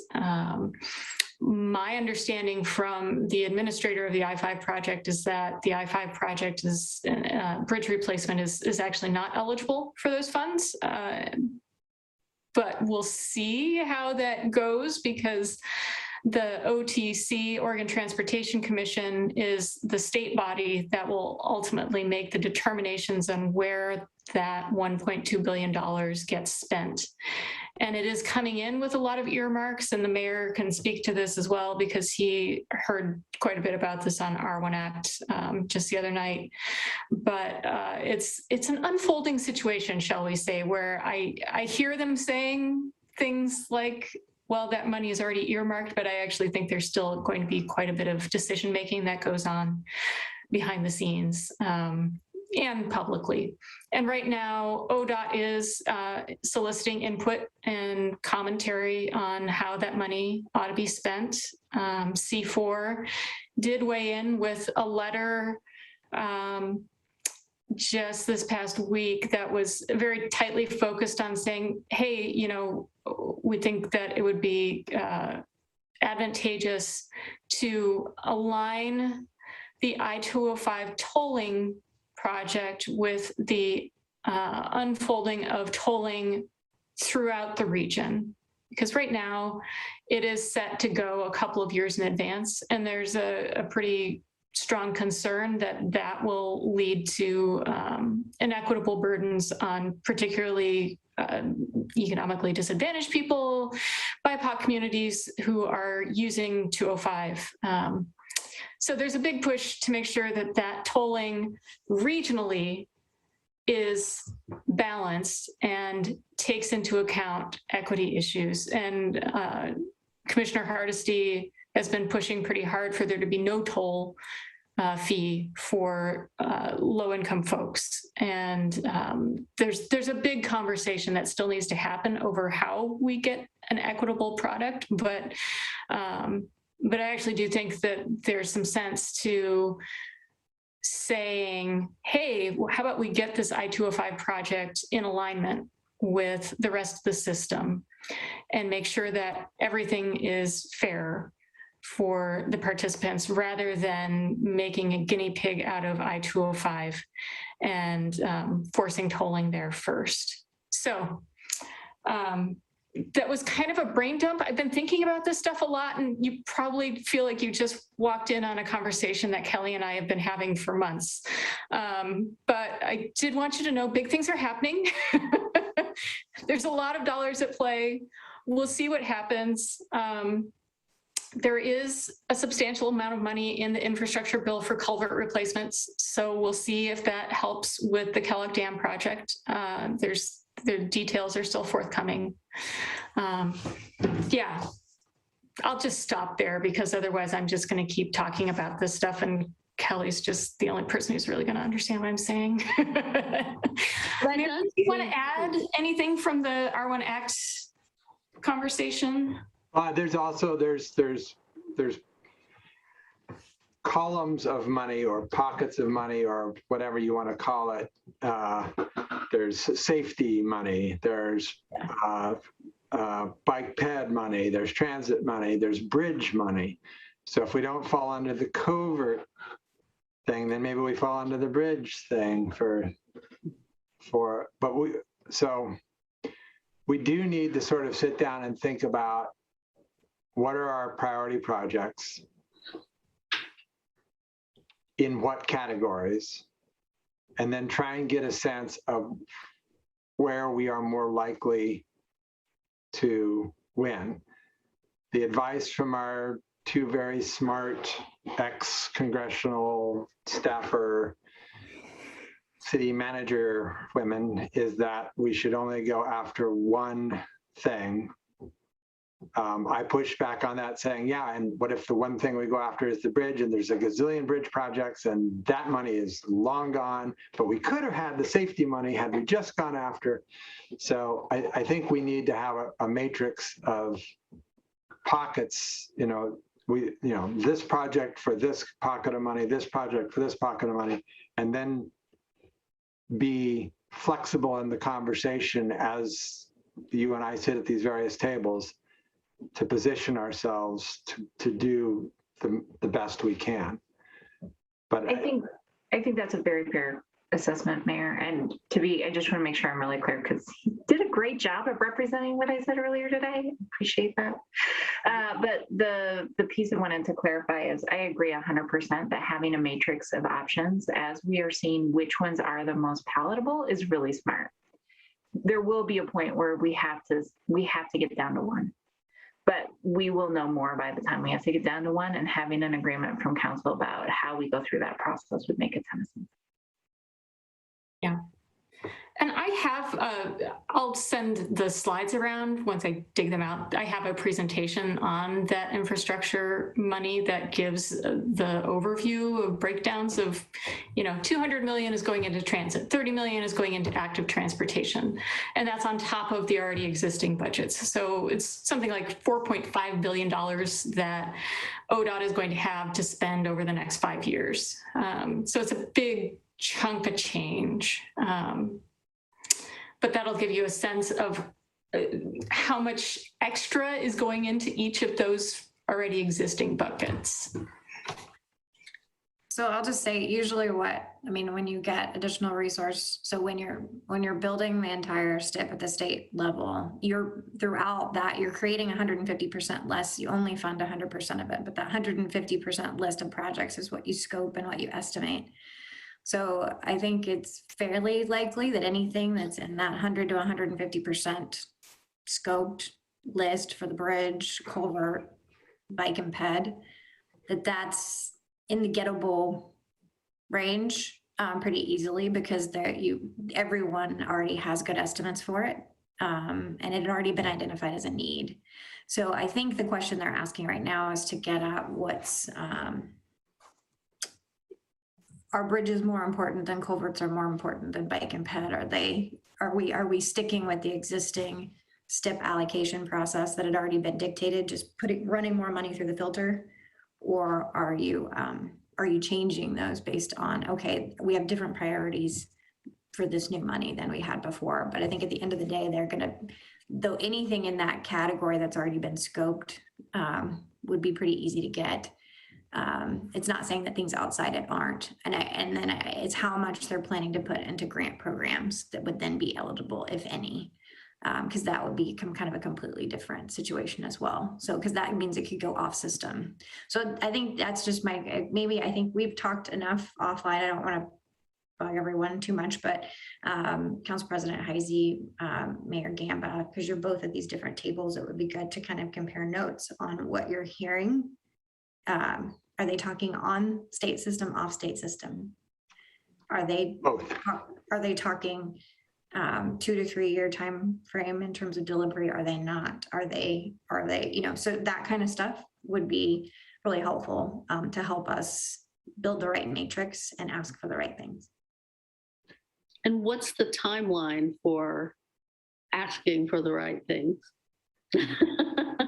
That's another really important question. And I think so, I think I need to get a little bit smarter. Both actually, both of you are more plugged in than I am to it right now. And I think I need to get my brain wrapped around some of it so that I can do my part to ask the right questions. But yeah, anything that's been scoped before and is sitting on a list and it ended up on the cutting room floor is about to get added back onto the list. It's usually the way this works. So. Yeah. Okay. Is there any value to, I mean, you know, Nikki Wick submitted a letter and I guess did some testimony today. Is there any value to just trying to get attention to Kellogg, even though we're not to the point of a formal ask or something? Is there any point to us writing a letter in support, I guess is my point, my question. I mean, I don't think we're quite there yet. I don't know who we would write it to just now. Whoever it was that convened that meeting today, I guess, is what I'm asking, that listening session or whatever it was. Yeah, well, that was ODOT.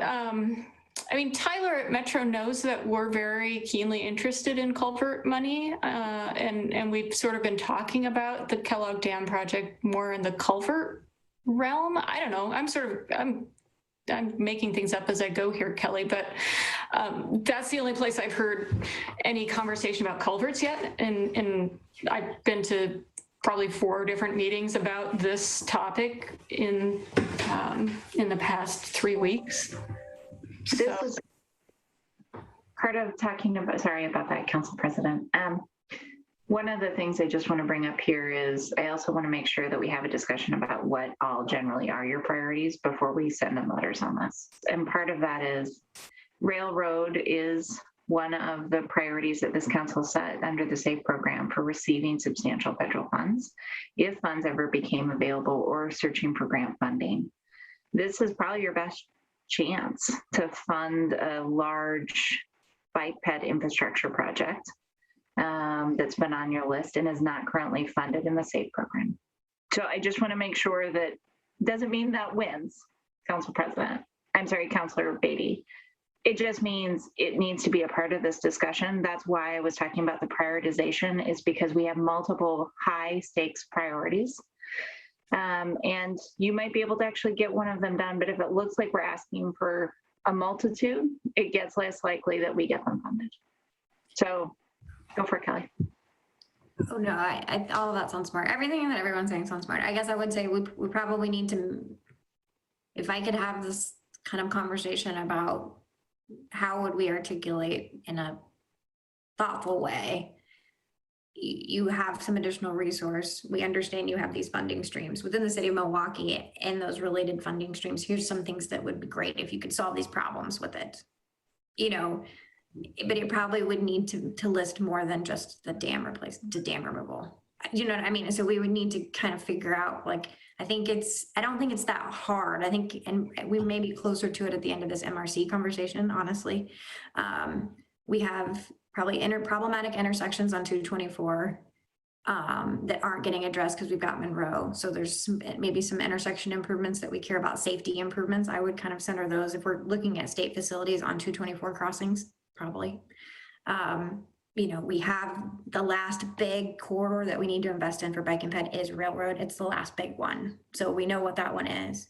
And then we know the biggest, baddest bridge / culvert project that we have on an ODOT highway is Kellogg. So I think it's probably those, but we need to talk that through. And then to Ann's point, how we speak to that so that it doesn't just sound like I'm grabbing and asking for anything you want to give me, but sounding smart is what we need to work on next. So do you want more time to think about that, Kelly? And I feel like more information is coming out still. So I don't feel like we need to do this right now. But it sounds like maybe we need to put something on a calendar for a future conversation. Yeah, if you're okay, I would like to, maybe I'll set up a follow-up for the two of you. We can work kind of, I just need to make sure you're both at different tables, you're hearing different things, and I really don't want to put you or anybody else in this room in a bad position. So that's my main concern, is who's asking you for what and what are they asking for? And when do we have to get it? And can they all match? And I think that's the meeting with the two of you. In terms of what actually goes in the letter, I think that part might come together relatively quickly. So we'll do that in the next maybe week to 2 weeks, and then early January, Kelly, for another council discussion. Is that right? Does that work for everyone? Okay. I think so. And if, as you're hearing things in the interim, I don't mean to make this an exclusionary conversation. I truly invite you all, like if you're hearing something's coming in and you're being asked, I think all of you at some point may get asked to weigh in on how to spend the federal infrastructure money that's dropping out of the sky. That's just how money dropping out of the sky works. So just reach out and let me know what it is you're being, and then we'll try to tie it all together so we don't step on each other's feet. And because we have a big conversation all tied to this in the MRC meeting, I'd really actually like to go to that discussion to conclude this part of it. Are there any other topics for the ledge update that we want to discuss? Just letting you know that the MMC is going to carry or be advocating for the REACH bill. Again, that's already on the list. So that's it. In the short We actually have to close this meeting then. Can we take a break too? So what do you need? 5 minutes, 10 minutes? 10 minutes. Let's take 10 minutes. But first, I'll move to adjourn. I'll second. It's been moved and seconded to adjourn. All those in favor? Hi. Aye. We are adjourned. See you in 10 minutes. And stay on this Zoom. Don't go away. This Zoom. Okay. This Zoom. I'm gonna sit right here. I don't know where else to go.